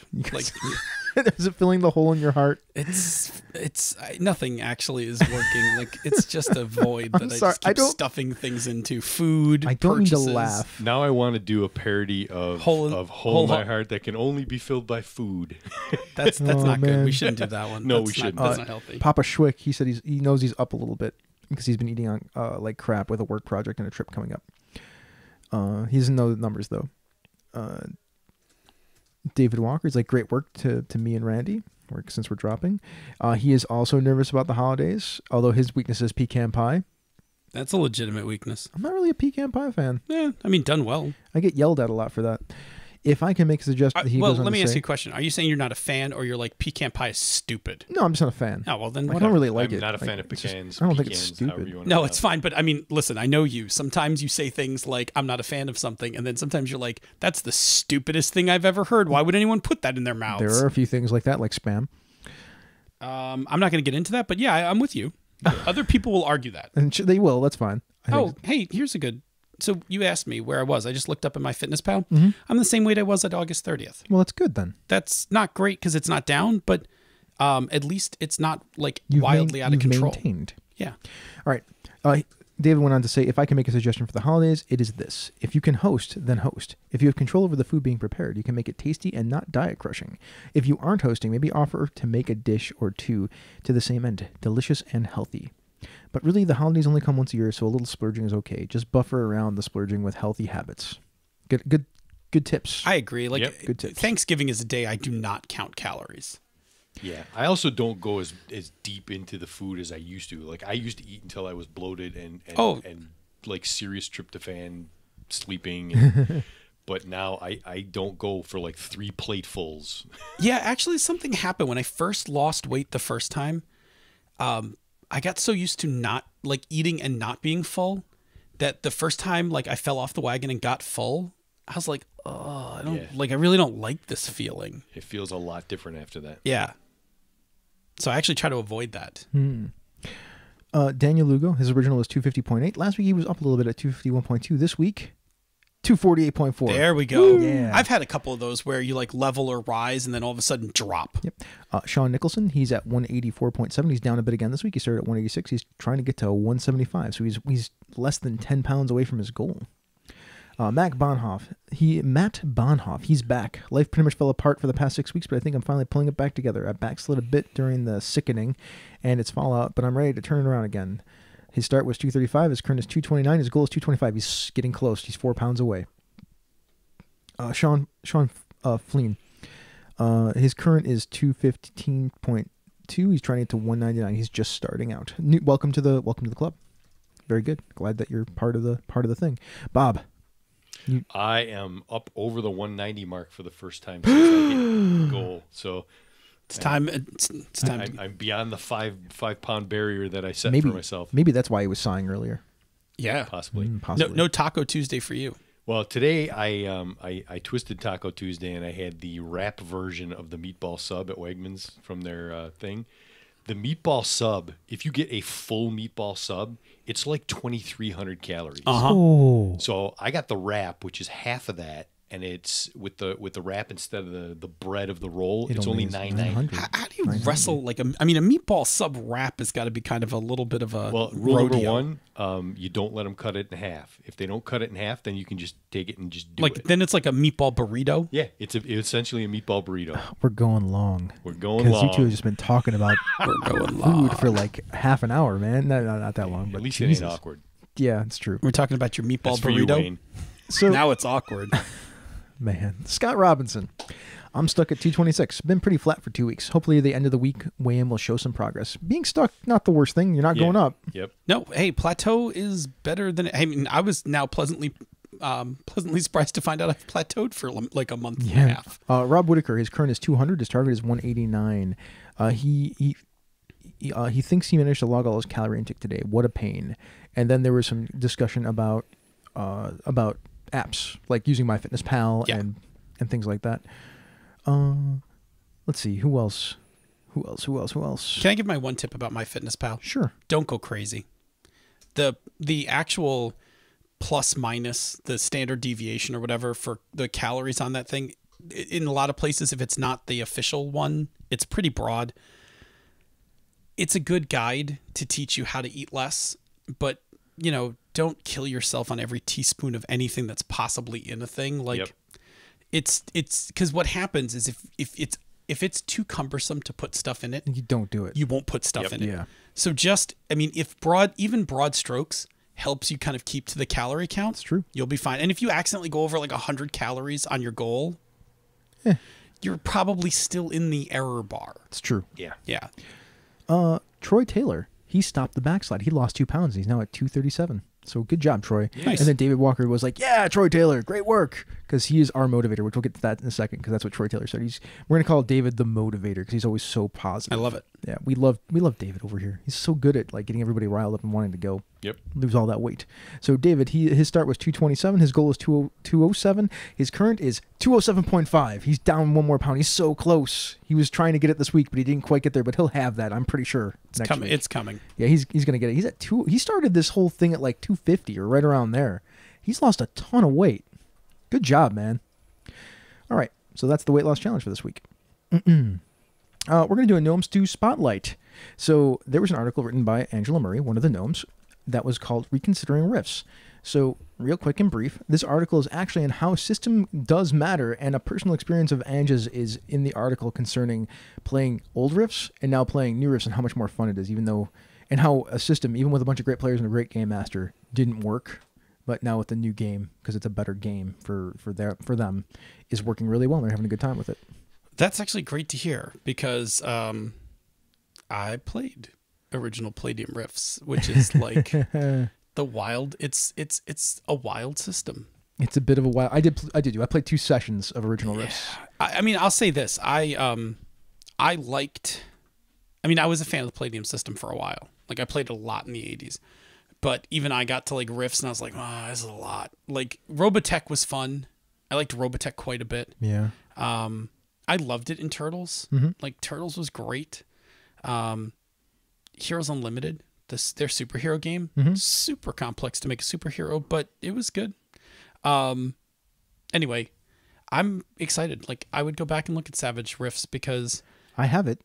We could play it. I just want to play something else first. No, it's fine. We should play something else first. I want to play like a couple one shots of it or something. I want to play Star Wars World real bad. No, I'm okay with that. That's not a hard sell. It's about time that I ran a Star Wars game. I should have a long time ago. Yeah, I mean, no. Can not even what? going to do it. I was just going to Can you play a Sith? No. We already talked about evil. Everybody's talked about evil games. Yeah. No, I was going to be a jerk and say something like Ewok Jedi or something. No, you can't play an Ewok Jedi. That's legit. Good. Then that's a good test. Yeah. Okay.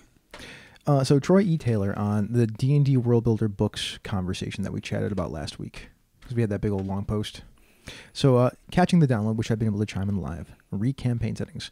Phil was on the mark when he suggested such books probably already exist. They do. Campaign setting how-to books already exist in the WotC back catalog on DriveThru and the DM's Guild, including the 2nd edition World Builder's Guide. Actually, I have that book, so I do remember that, which holds up very well after all these years, as well as the 3.5 era environmental books, Frostburn, Stormwrack, Cityscape, Heroes of Horror, etc., which are also fine resources. That Cityscape book, Phil, that talked about how they built the Sharn City of Towers book. Yeah, there we go. It's the template for it. I should go read that. I never. Yeah. It's interesting because it talks about making districts and things like that. Yeah. I think because we're so much on the I want to call it the indie game side, but the how can we make this shorter, smaller, faster? Yeah. Side. We would bullet point out what they were doing in paragraphs. Yeah, probably. Right. But we would have a bunch of different districts with a bunch of different bullet points that would differentiate the districts from each other and some interesting people in them. It would actually be a really cool book to revisit and be like, well, here's how you can shorthand all this stuff now. Absolutely. He went on to say, what is missing is something that encapsulates the big 3 themes: fantasy, sci-fi / modern, and supers, and horror suspense in a how-to. This is how you bang out a good horror homebrew in one section, a good fantasy in another section, and a sci-fi modern in another, all using the existing 5e rules, or any rule set if you actually think about that. Although they have that in certain games. You can kind of do that with Fate.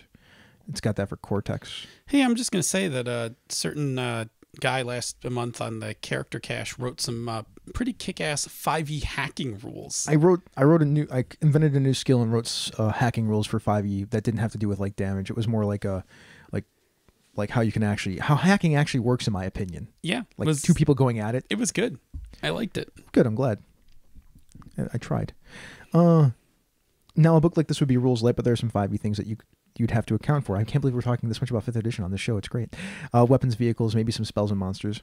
Really, the thing would be a checklist of ideas and tropes and a decision point for world builders. And of course, compelling stories that weave together and make it a good arc of 6+ sessions. That's another thing to talk about that I'd like to talk about sometime. This whole idea of how, Panda's talking, if you talk about campaigns, you talk about one-shots. Yeah. And games in general, a lot of people are talking about campaigns, or they're talking about one-shots, but you had that interview, and that game is actually designed to do story arcs of 6 sessions. Unbound, we're talking about. Unbound is what we're talking Ridiculous name, smart game. Did you? There seems to be a trend in game design that is moving towards that. That game, Shadows of the Demon Lord, is built to be 10 sessions. Yep. That's a thing. If you think about Fate, really a story arc in Fate is built to be 3, what's the middle milestone? Major, major. 3 moderate milestones or whatever they call it. Right. I can't remember. To get to a major, and then that's a story arc. And that's really about 9 sessions. It's really about 9 sessions, right? So this stuff is existing now, but are those campaigns or are they something else?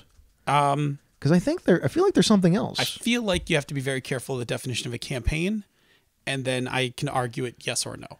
Yeah, well, campaigns are these long things that go on for long periods of time. I feel like I'm going to go look right now. You keep talking. I'm going to just go open up Odyssey, because I put a definition of campaign in Odyssey, and I just want to see if time was anything I even considered.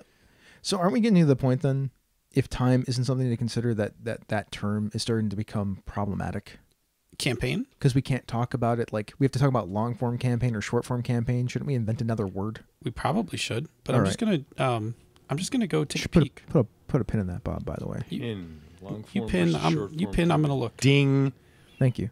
All right. And then Troy went on to say something that none of those books does, and maybe it goes unsaid, is how to roll it out or present a homebrew setting to your players.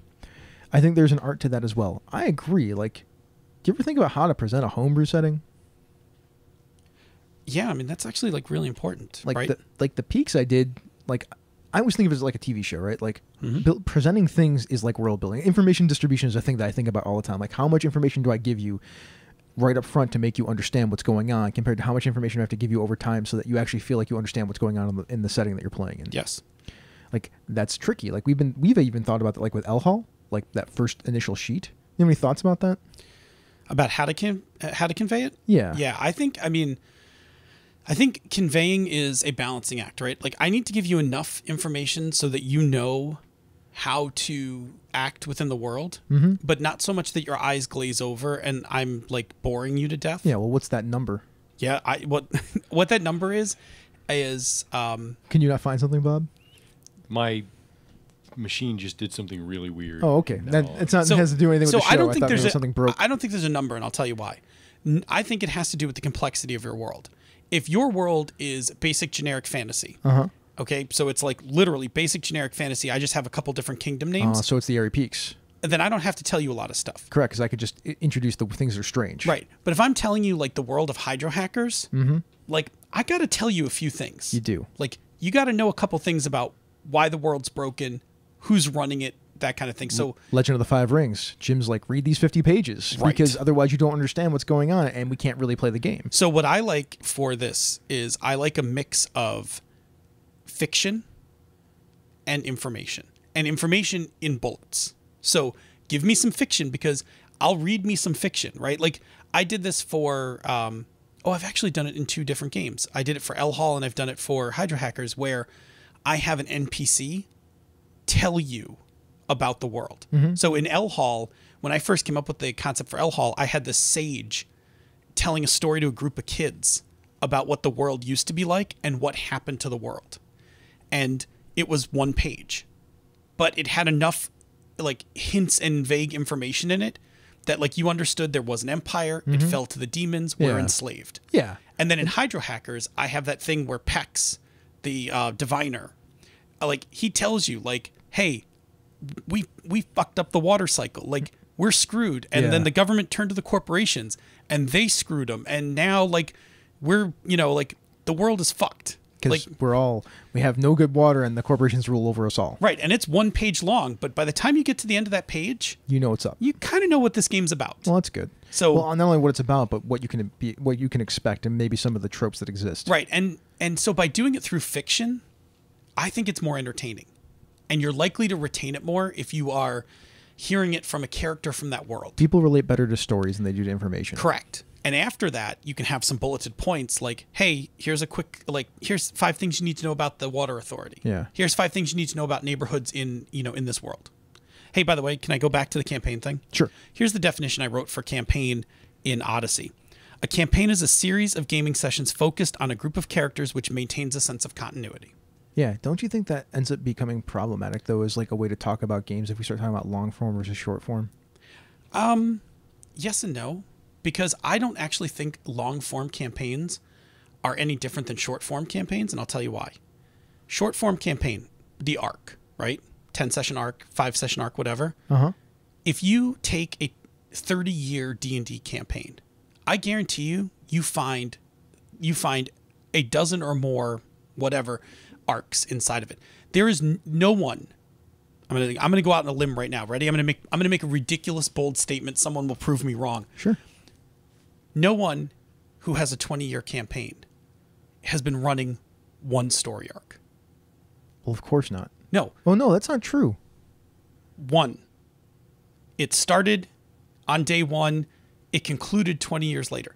People run arcs. Yeah. So short form and long form campaigns are the same thing. It's just that long form has multiple arcs strung together. I don't agree with that at all. Oh, we should then let's go to work. Go to work. And my counter thesis right now, yes, before we pin it, is that when you run a bunch of multiple story arcs, because each one of those story arcs should be their own self-contained story or campaign. Yes. In order for it to actually be a campaign, they all have to link together. Yes. That's okay. But what I'm saying, then that is one continuous story with a bunch of chapters. What I'm saying is that what you do to manage an arc and what you do to manage multiple arcs together is only a little different because you only are talking about the continuity connection between those arcs. Yeah. What you do in the arc is still the same. Yeah, but that thing is more that idea, like, yes, the basic idea of what you do there is sort of the same, but as you start adding arcs, it gets infinitely more complex. Correct. Which is okay though, because I guess what we're saying is if I'm giving you advice about campaigns, the only extra advice I really need to give you is how to string a bunch of arcs together and how to maintain that continuity over a long range of I time. want to, that's the difference to Yes. me. Like, that's the difference between those three things. Like, there's the story arc, which I think is different from the campaign. Yes. Yeah, but then they have a different name. Well, if we're talking about terminology, sure. Yeah, but modern terminology could be applied. Campaign is a wargaming term. It's true. Like, that came from Gary's, like... Yeah, but we've adopted it for role-playing games. No, but that's what I'm saying, is like that term is antiquated. It's true. So that's what I was talking about. Like, and that's where this is where I'm now agreeing with you. The term campaign is antiquated. It comes all the way back from wargaming. There is probably a better term to talk about arc. I think story arc is the term. A story arc is the term I like, and then what you call a collection of arcs, like a series. A series. Yeah, maybe that may be better than campaign, but we can't just. I would love to change the language, but I would rather co-op TV terminology and call arcs either arcs or seasons versus series or half seasons or whatever, because I can it's easier for people to recognize that, and then there's a wealth of outside resources you can draw upon. That's because true. I can tell you, like, go look at Agents of S.H.I.E.L.D. Like, for instance, I have a show that I love, which isn't really a geeky show, which is Major Crimes. Police drama. You know I love police procedurals. Yep. So they do a thing, because they do half seasons, right? Because they're I forget what station they're on, but they do half seasons. TNT, I think. Yeah, TNT. So what they do is every episode is a crime. So it's episodic. And then every season they have one overarching story. It's like a little meta plot. A meta plot that they do a little bit in each of the episodic pieces that ties together. And then towards the end of the season, they string 3 or 4 episodes into one big crime that deals with the meta plot. Right. So they do like a season of episodic, then they do a serial half season, and they stretch a meta plot over the top of it. Yeah, it's really smart. I mean, the Flash and Arrow and the CW shows, the superhero ones, they fit a lot of that model right there. Wouldn't you agree, Bob? Yeah. That's kind of how TV shows ever since Buffy. A lot of them have been built that way. So I think we definitely got enough there for a whole show. Yeah, pin that baby. It's already been pinned. Okay, good, because that was fun. Like it almost looked like Chris and I were going to disagree, but it turns out we think agree. I wasn't sure if we were going to agree on terminology, because I'm like that definition of campaign is just really broad, which it's perfectly acceptable. It's just you can fit stuff inside of it. Super broad, yeah. Yeah, you fit stuff inside of it. That's all. And we don't usually. That's all I'm saying. As gamers and people who talk about games, the rest of this thing. Thanks, Troy. We got a whole other episode out of that. Books outside the D&D sphere might do this well, but D&D is notoriously bad at it. That's the whole presenting a homebrew setting to your players.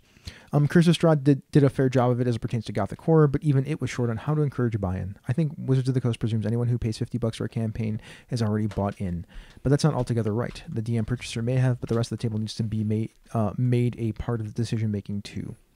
Those are his thoughts. And thanks for those thoughts, because it got us a whole new show. Todd Crapper or Craper, the warden. Oh, it's all settled now. We know now. I just wanted to throw it out there. Hey, guys. New and big fan of the show. It came highly recommended, and you haven't disappointed yet. And it's because of that I won't react the same way I do with telemarketers when they mispronounce my name.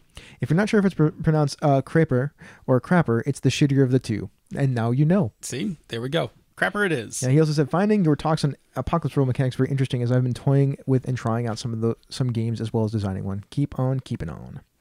Awesome. And I just got my copy of his game. Screenplay? Yeah. I got, you know what? It was $9.99 for the print and PDF. I was like, yeah, let's do that. Nice. Yeah. We'll have to play it sometime. Yeah, I would love to. I'd love to mess around with it. I've been watching it for a while. All right. Here's some thoughts on last episode when we talked about Powered by the Apocalypse GM sections. Yeah. All right. Fraser Simmons, the designer of the Veil.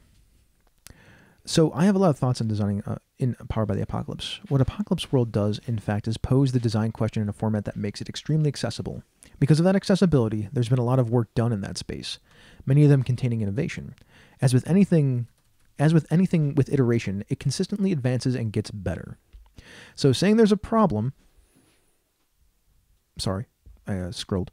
So saying there's a problem with that design space for originality, as I heard Jim McClure had, to me is like when someone first started using a format for proving a thesis. 3 supporting arguments after the thesis and then a conclusion. And then people said, oh man, I keep seeing the same formatting and wish I saw arguments formatted in a different way. The argument within may be relatively similar or not, but because of the format is there, things appear similar. And the argument is as dissimilar as it is similar to others, but the appearance makes it so people feel like they've seen the same thing many times over. So I think that's rather fascinating because I think that's a really good comparison to what Powered by the Apocalypse does for game design.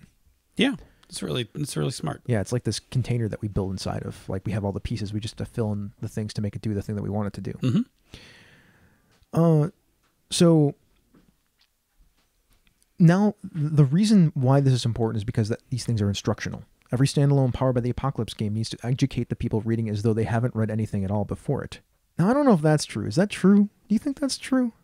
Like we just talked about how we need to stop doing stuff like that because we have all these outside references. It's okay. So yeah, I'm of mixed feelings about this, right? Like we just posited that. Well, no, there's a difference between GMing advice and explaining how a game should work. That's true. Because generic GMing advice, I'm lopping out and telling you to go find it somewhere. But how you should run my game, like I kind of want to put that in there. Yeah. The one I always wrestle with is if you've never played an RPG before, like I think somebody should just go and make that book so the rest of us never have to put it in our yeah, that's true. Like use a generic game where it's like you roll dice and a thing happens, like and have the talking point, you know, like you've seen it, right, where everybody's sitting the transcript. Yeah. Like put all that shit in a book for me so I never have to put that in a game. Yeah. So I can just simply say, if you've never played a role-playing game before, go check out this book. Yeah. Yeah. Now onto the game. And I feel like that shouldn't offend people. Although I feel like people would be offended by that because they're like, we bought the book. We want everything inside of it.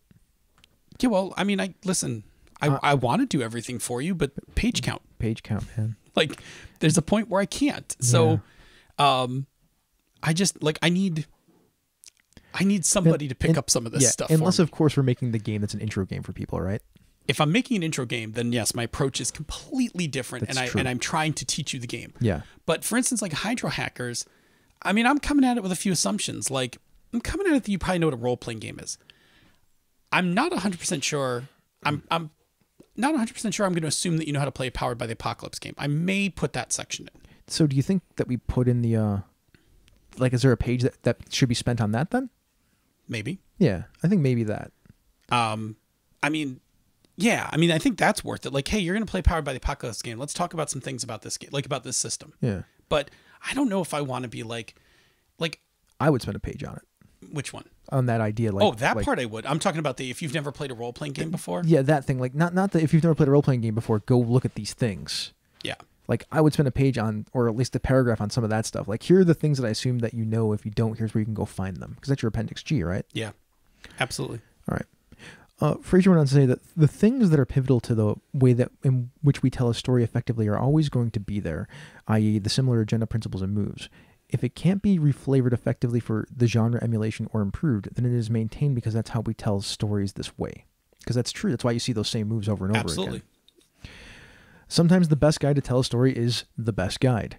When you're using something that poses design questions to you and you answer them in the format they were originally answered in, what you're really doing when you keep the similarities of saying this makes sense and I can't improve it. It seems right to me. Yeah, I mean, there are moves. I mean, yeah, there are moves in the Hydra Hackers list where I was like, well, that move's perfect. Like, I don't need to make it different. It just works. Yeah. Fraser went on to say he loved this episode and he's looking forward to more cyberpunk. The first thing he saw Sam Hamish say about the Veil was there should always be more cyberpunk or something to that effect. And Fraser feels similarly. Gimme. I feel like I need to find Hamish and like make contact. Like I feel like Hamish and I just haven't had a moment to like be like we both love cyberpunk so much. So yeah, we got a little time still. So then Avi went on to ask another question, which I thought was really great.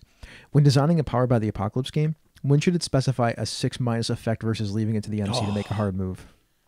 May I chime? Yeah, if people want to see this discussion, go to the G Plus community, join the G Plus community. Fraser had some things to say about it, and I said I was going to come, and Avi had something else to say about it too, right. But I didn't want to post there because I wanted to talk about it here. I will say that my rule of thumb. I did post about it there, but I want to talk about it here anyway. My rule of thumb is I only put the 6- move in if there's something specific about the move that I want to have happen that isn't an option for the GM to make a move. Like if I specifically want an alarm to go off, or like let's say I had a move for disarming alarm and it's, on 10 plus, you disarm the alarm and you leave no traces. 7 to 9, you disarm the alarm, but somebody will know that you tampered with it. On a 6 minus. Now, if I put nothing there, then I've opened up to the GM every GM move possible. Yep. At that moment, like a guard could come up while you're doing it, whatever. But if I specifically want the alarm to go off, then I want on a 6 minus, the alarm goes off and the GM can make a move, or the alarm goes off. I'm with you. Like one of the biggest misses in Dungeon World for me is discern realities, because I feel like on a 6 minus, the player should still get to ask a question and the GM should make a move. Do you know what the 6 minus for discern reality should be?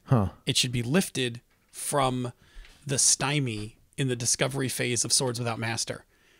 You make a statement, but the characters... No, you can't do that because that's in direct violation of the game. It's too bad. Because if you think about the game, you're always trying to address the characters, Right. not the players. I love that thing. I do too. I love it in Swords. I wouldn't love it in Dungeon World. I wouldn't love it in the Power by the Apocalypse game. I'll back down on it. Yeah.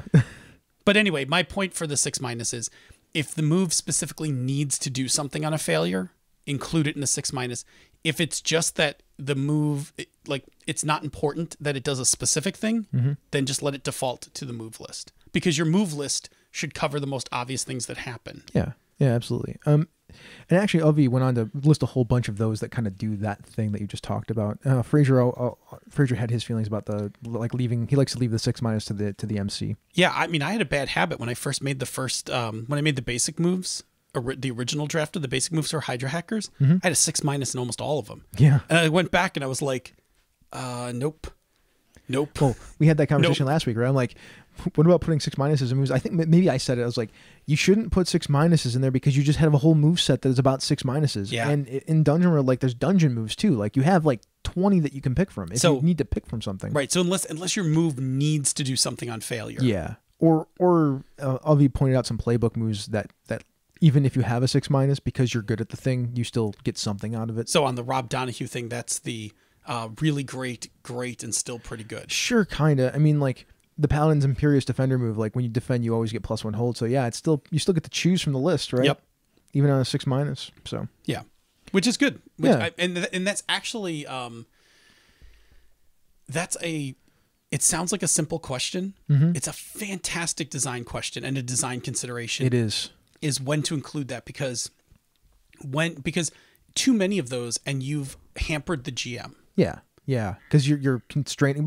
I mean, you're even further constraining them. Yeah, you've already constrained them. Now you're constraining them even more. Right. So there is actually there's a soft touch. Like you really like deliberately, like you should put 6 minuses in because you have a reason. Yeah. Like, and if you don't have a reason, just let it go to the move list. Thanks everybody so much for the feedback from last episode. It was really fun to talk about it some more. Yeah, it was fun. Yeah. Definitely. Next thing, Swords and Wizardry Complete Rulebook 3rd printing. So Swords and Wizardry is an OSR game that is about the same. It's going to be the same as the 2nd edition, but the look and many of the things surrounding it are by an all-female team headed by Stacy Delaferrano. Is that how you pronounce her name? I always forget how to pronounce her name. Yeah, I think that's right. Delaferrano, the head of Contessa. The adventures layout, a couple of adventures surrounding it, layout, artwork are put together by this team. It looks pretty awesome and something I would strongly urge you to take a look at and back, since you can get the PDF of the book for $1. Yes, indeed. So go do that. I actually threw a little more than that at it because I don't really need a physical copy, but I really wanted to support the project. Phil. Yes. Click, zip, zip. Sure. It's Phil's carry segment. Phil's carry segment, where we take a few minutes and talk about everyday carry. Yeah, what are we talking about today? We're going to talk about the Grid-It. The Grid-It? So, if you're like me, I don't like... If you're like me and not like Chris. If you're like me, I don't like loose stuff. I love you too, buddy. Rolling around inside You're my my bag. favorite. What's that? You're my favorite. I'm lying right now through my teeth. I don't like things loose inside a bag, because the last thing I want to do is look like the wizard from the D&D cartoon, where like I'm trying to find a thing and I'm just like, I think you just called me the wizard from the D&D cartoon. That's not the worst thing, right? I could have called you the Cavalier. You could have. Yeah, Eric was a jerk. He was a jerk. Yeah. Anyway, I hate rummaging. So, like I said last week, I like bags with a lot of internal organization where I can put things, but even that starts to run into limits with small objects. Yeah. And if you have like something like a messenger bag, like a messenger bag has like no internal organization. True. Like it's just one big pouch and a slightly smaller big pouch. So the Grid It is this relatively simple thing. And I have a small one, which the camera can see, but you can just look this up, Grid It. It's cardboard wrapped in nylon. And on the front of it is a whole bunch of, it's a weave of elastic bands. So they run horizontal and vertical. And you can fix objects into it by just lifting up the elastic band and sliding objects underneath it. So in this case, I have this small Grid It. It's I think it's 3 inches by 5 inches. Okay. And I have my adapters for my iPad and my phone, and I have cords for charging my phone, my iPad, and an extra USB cable. Nice. And they don't go anywhere. Then this gets dropped into the bag. Yeah. I have a much larger one that's like 8.5 by 11 that goes into my messenger bag. So that if I'm using my messenger bag, things like my laptop adapter, all that stuff gets put in the Grid It, and that just gets dropped in the messenger bag. Very cool. Yeah. So Grid It, you can find it online. You buy them on Amazon. I think Grid It has its own page. There's a mess of different designs for Grid It. So iPad covers, and they have one that goes on your visor for your car. Oh yeah, that'd be pretty so you cool. just grid in all your stuff there. It'd be better than what I do with my stuff. I just throw it in my. I have like a middle box thing that I put in my car. I just throw everything in there. Yeah. So I dig the Grid It, man. It's they're good, and I like I said, I have them for a couple different things. So what are you talking about next week on Phil's Carry segment? Ooh, I don't know what we're going to talk about next week. You think about that, and we'll get there. I will. I'll ponder. All right. Ponder what our next carry item is. Indie Game Developer Network Spotlight, Age Past by Jeff Meklinski. So Age Past is a classless sandbox fantasy role-playing game that will allow a player to design any type of character they want from primitive to Victorian-like eras. Character design is supported through a vast array of powers, spells, factions, crafting, pet, and companion design. You can actually hear me more with Jeff on a previous release where it's from Gen Con actually, where I chatted with him about the game and the Elegant 10 system, which I think is pretty interesting. In brief, Elegant 10 works like this, and this game is all front loaded. Like you make your character and there's a whole bunch of options. But then once you start playing, the game's pretty simple. Elegant 10, it's a D10 dice pool system. When you say you're trying to like pick a door in a lock before you get eaten by a horde of rats, and you get 5 dice, you can choose to not roll all 5 of them, and every dice you put aside gives you a +1. Oh, nice. And then you just take the highest die that you roll. So you're leveraging probability for bonuses. Yeah, because smart. Yeah, because you're only because you can only take the highest die that you roll. So you're just looking for the highest number. And if you roll extra 10s, you get +2s. So if you roll 2 10s, it's 12. There we go. Plus whatever dice you discarded off to the side. Interesting little game. I like it a lot. Yeah. It's an awesome little It is a really cool mechanic. Yeah. When I heard it, I'm like, that's pretty nifty. Yeah, I would mess with that. All right, Patreon shoutouts. It must mean we're coming towards the end of the show. That would sound like it. Miko Froelich. I love Miko. Thank you. Yeah, thank you so much, Miko, for being a patron. We appreciate it. It's great to have you as part of the community, too. It's so much fun. Ben Wilson, our international correspondent. Eric Simon, the man who rocks with the Rockalypse. Oh, it's so awesome. Yeah. And I'm so glad that funded. And I get a hardcover book because it got enough money that I get a hardcover book. That's awesome. I'm very excited about it. Sean Kelly, not Sean P. Kelly. Sean not P. Kelly, right? Not P. Kelly. Yeah, Sean not P. Kelly. Yeah. And the man who likes to reflect on many things, Jim McClure. Yeah.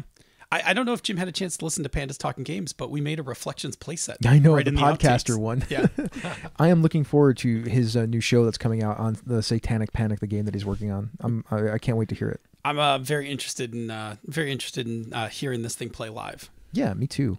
All right, next thing. And by the way, everyone, thank you so much for being our patrons, and thank you to the new people who have been patroning us. We had 2 today. I just didn't write them down. Yeah, it's happening a lot. Yeah, it's happening a lot. We're getting really close to 240. Yeah, I'm looking for a panda suit. Yep. That's a thing. Like, oh man.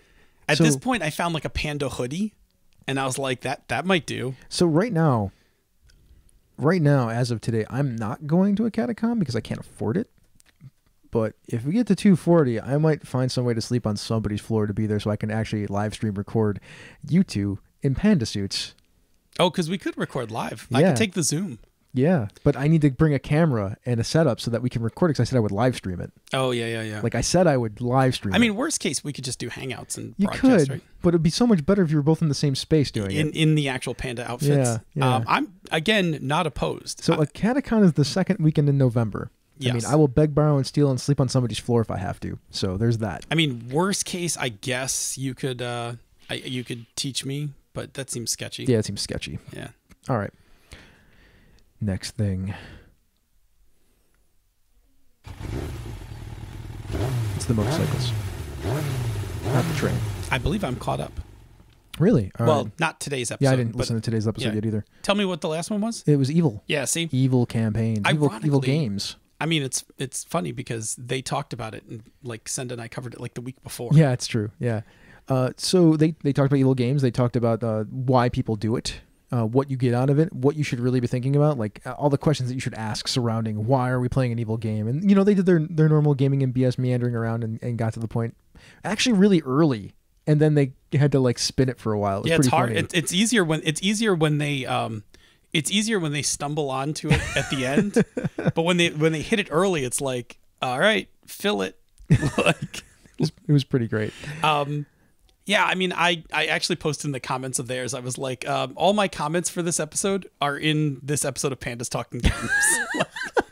I commented on their Patreon. Yeah, I couldn't say it. anything else about it. Like Senda and I had already had like this whole discussion on evil games. I was like, I already did this. Like, here, this is my thoughts. And they actually lined up fairly well with theirs. Like They did. We broke ours down a little bit more, like mechanically what you should do, but they hit the same problem. Like, how do you keep these guys from all murdering each other? Yeah. Like, that's problem number one. I mean, we gave some tips on ways to kind of build that in, but that's a huge problem. I like that they talked about the whys, like why are we playing an evil campaign? I mean, you two did too, but that was a thing that they hit on for a while. They did it. I think they actually covered that more than we did. We just went on the premise like, you're running an evil game. Like, here we go. Yeah, evil games are. I remember when Star Wars D20 came out, and people wanted to play Sith. oh, people were like, let's all play Sith, and I'm like, yeah, this thing's gonna be over fairly quick.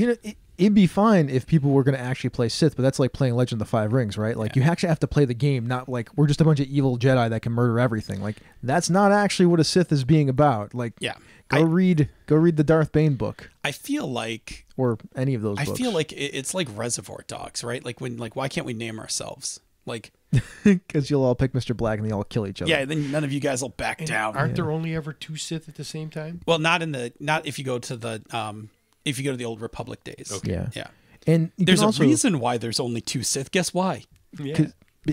Well, they all killed each other. Well, Yeah, see, there you and go. that's what happens to your campaign. So lesson learned: don't do it. But you don't have to be a Sith either. You could be Inquisitors and things like that. No, I know. Like, I'm just saying, there's like- ways to do it, but and there's ways to even keep people in line, but that requires a firm hand and a power structure, right? As soon as somebody decides to step out of line, you have to kill them Here's the thing or about punch them severely. Here's the thing about evil campaigns that you have to make sure. I'll just say this. I'll be bold. That you have to make sure you're not doing. Like, if it's because you want to like kill and torture people, like if that's like your goal, like I just want to play a thing where I can just murder people at will and whatever. Like, like I'm not into your evil game. Then. Yeah, like, it's not. I don't want to play a serial killer. right. Like, I don't want to play serial killer the game. I want to play something like The Empire. Yeah. Right, like- yeah, because that was a purpose. That was evil for a purpose. Right. I mean, the purpose was evil. It was but- about control and order and peace. Right. I mean, that was a way to acquire peace. Yeah, Through I mean, control and order and power. if you want to play like a reverse cyberpunk game where you all play corporation agents, like that can be an evil game. I mean, a corporation's a Like soulless. corporation. You can play corporation. In fact, play the EI version of corporation. The If Europeans. I was gonna run an evil campaign, I would totally Suicide Squad it. This is how you guys that are evil are working together. Yeah. We're going to blow your heads Head up off if you don't work if together. you don't listen to us. That's I mean, again, that's like first rule of evil campaign. Yeah. Figure out why they don't kill each other, Yeah. Yeah. because everything else will go much easier. What is the power structure that they're working inside of? Usually Right. that's the thing that you ask. And the thing that Senda and I added to that piece was have a plan for when one of the players screws up, because eventually one of them is going to get out of Yeah, line. you need to figure out what the reprimand is. Like Yeah. in the Suicide Squad, it's kill them. Right. Like Which you blow their head off. which might not work in an actual role playing game, but have a thing like the enforcer shows up and kicks your ass. Yeah, that's a good one too. Whatever your punishment is, Yeah. whatever the stick is. But don't wait. Like, if you're a GM and running an evil campaign, don't wait to figure out what that is. Like, No. figure that out before the have, first have session. a couple of plans, yeah. Because when players have... Maybe even demonstrate it beforehand and during play Yes. too to somebody that's not a player character. Yeah, because when you're talking about players who are selfishly aligned, have little moral structure, a disagreement is going to escalate very quickly. It's true. There's a lot of posturing that suddenly occurs, and then all of a sudden it's like, oh, you ate my candy bar? Blasters start coming out left and right. All right, we're gonna Yeah, it's echo good. effect it. Do that. Next thing, good episode by the boys though. Yeah, boys did a nice job. Yeah. She's a rock and roll play baby, and she throws a natural 20 crazy. She's a rock and roll play baby. So on She's a Super Geek this week, it was part 2 of Royal Blood. Yeah, we're at least going to see a part 3. Yeah, we started the heist. Yes, we did. Yeah, we caused a riot and killed. Yeah, never We mind. did some stuff. Yeah, we did Stuff and stuff. things. And rode through hell. We did ride through hell. Yeah. Then bad things start going to happen next time. Yeah, that's That's like, gonna be that's it goes gonna- crazy. Yeah, it's gonna go crazy. It's okay. I'm going to be honest. Like, I was talking to Senda about this, and Senda was like, she's like having like a little mental resistance to editing the last section of the thing because of what happened at the table. But Yeah. I'm like sufficiently past it enough that it's like, it's okay. Like, it's okay. It's a thing. It happened. It's a great learning experience. Like, I'm actually kind of happy it's recorded because you hear about those safety fails, but you never like this is a chance to see it. Yeah, Like, as tough as that's going to be, it's there though now. Yeah. People can learn from it. Yeah. So anyway, but overall, this story is. I love those characters. Yeah, like I had a was lot of good. fun with those characters. It was a fun game. Like Oh, yeah. listening back to them, like we sound like we're having a good time. We sound like.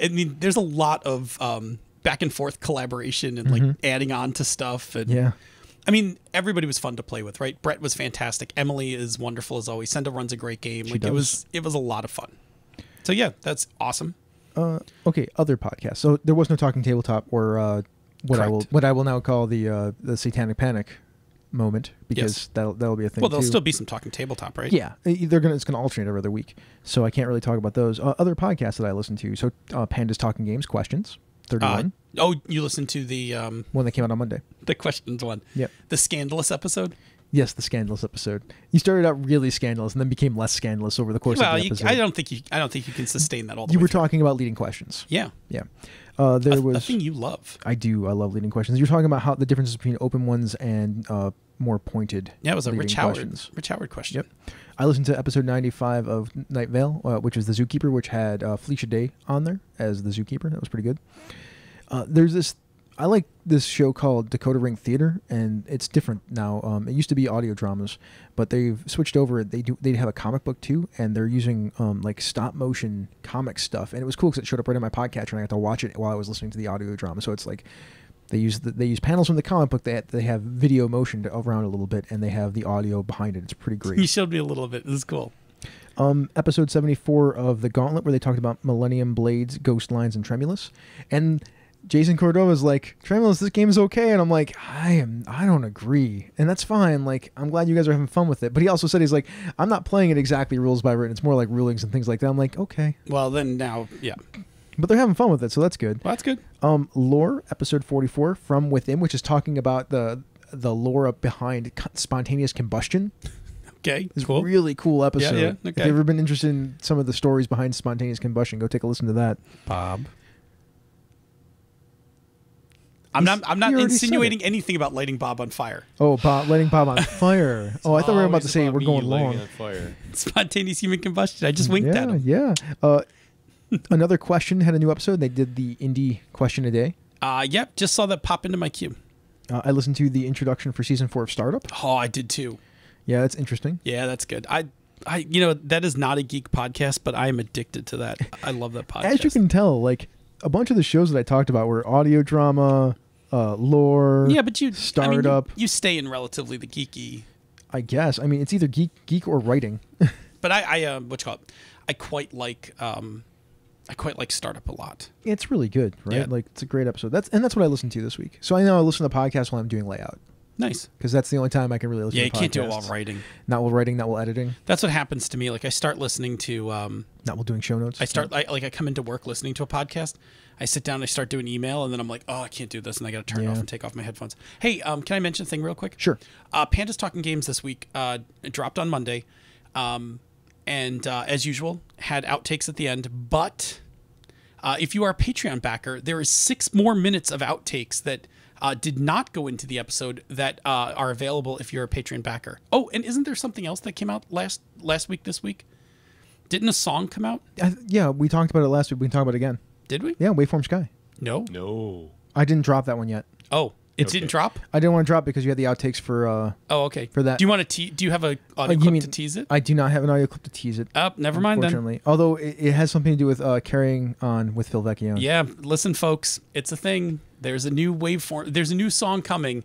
Lyrics by Robert M. Everson. Yep, and vocals and mix by Senda. Yeah, and it's pretty awesome. I'm just gonna say, It's pretty great. It's loads of fun. yeah. Yeah. It's loads of fun. So, And there's another one in the works already too. Maybe a. oh yeah, I saw Wayne Hart at work. Wayne Whew, that's a lot of text. Palcom Chang, who's the herald of Misdirected Mark Productions and the mastermind behind Advantage Insight, might be working on something else for us.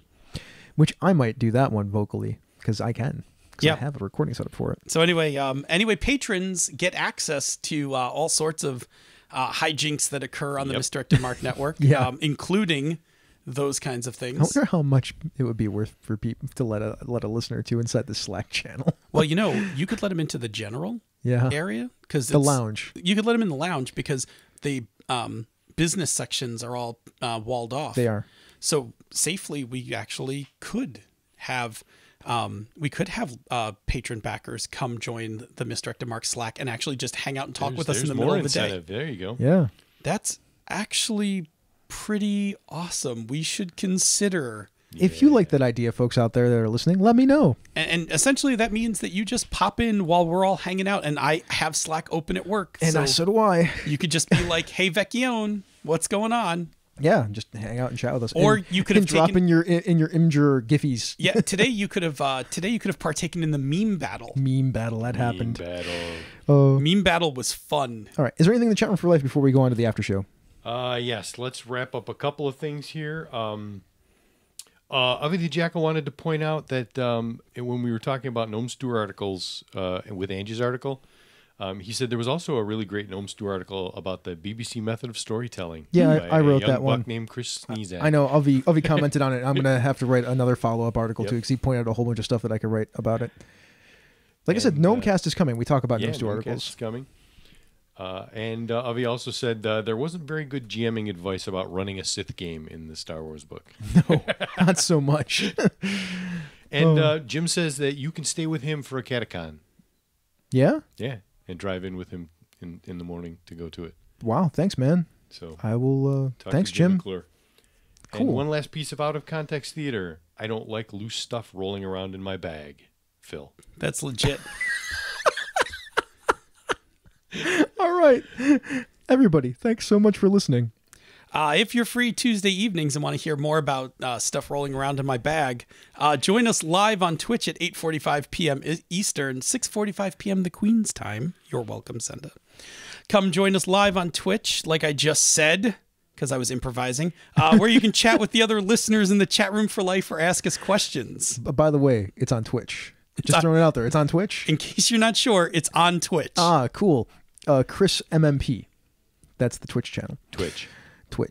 If you cannot make it to the live show, check out our podcast each week, wherever you get your podcasts, and take a listen to some of the other shows in the Misdirected Mark Network, such as Down with D&D, Threats from Gallifrey, Advantage to Insight, Pandas Talking Games, and Cypher Speak with Darcy and Troy. You can and should also check out some of our brother and sister podcasts. She's a Super Geek, Talking Tabletop, or the Satanic Panic actual play, The Shrieker, Knights of the Night, and the always amazing Gaming and BS. You can always, after listening to us and completely agreeing with everything we have to say, Wow. leave us some feedback. See, we were in alignment tonight, so so you have to. Everyone else agrees with us. Oh. You can reach us directly, Chris at misdirectedmark.com, That's me. Phil at misdirectedmark.com. That's him. Check out the Facebook group. Hit the Twitter roundup at DNA What Phil. about Bob at Misdirected Mark Bob? I know Somebody it's on should the put copy. it in the copy. I'll do that. Bob at misdirectedmark.com. And hell, send your favorite hentai pictures to mark at misdirectedmark.com. Absolutely, please. Absolutely. Don't hesitate. Mark loves the hentai. Any Still tentacle active. porn you have. Still active. Mark loves his tentacle porn. Anyway, you can hit us up also on the Twitters at DNA Phil, at Robert M. Everson, at Misdirected Mark, and at The Light 101. Where you can get your smooth jazz all day long. Yeah, and then by all means sign up for our G Plus community, which is really like the Hall of Justice of Misdirected Mark. Yeah, I actually trimmed it out from some of the spam bots the other day. So there's not as many as there was, but there's still like 270 in there. So Sweet, when we get to 300, I'll make a big, be like, yay, we got to 300. legit. If you'd like to be generous, you can back our Patreon and partake in the shoutouts and get the pre-production show notes. And possibly, And other goodies. And possibly get dropped into our Slack channel. I think this is a brilliant idea. We'll find out. I have to figure out how to price point that sucker. I'm feeling like it's a really good idea. Anyway, Rock and Roll Play Babies by Kieran Strange on the album Adamantine Heart, which you can find by clicking on the link in the show notes. Yeah, this has been a Misdirected Mark production, the media arm of Encoded Designs. Mic drop. We out. Oh, elbowed it.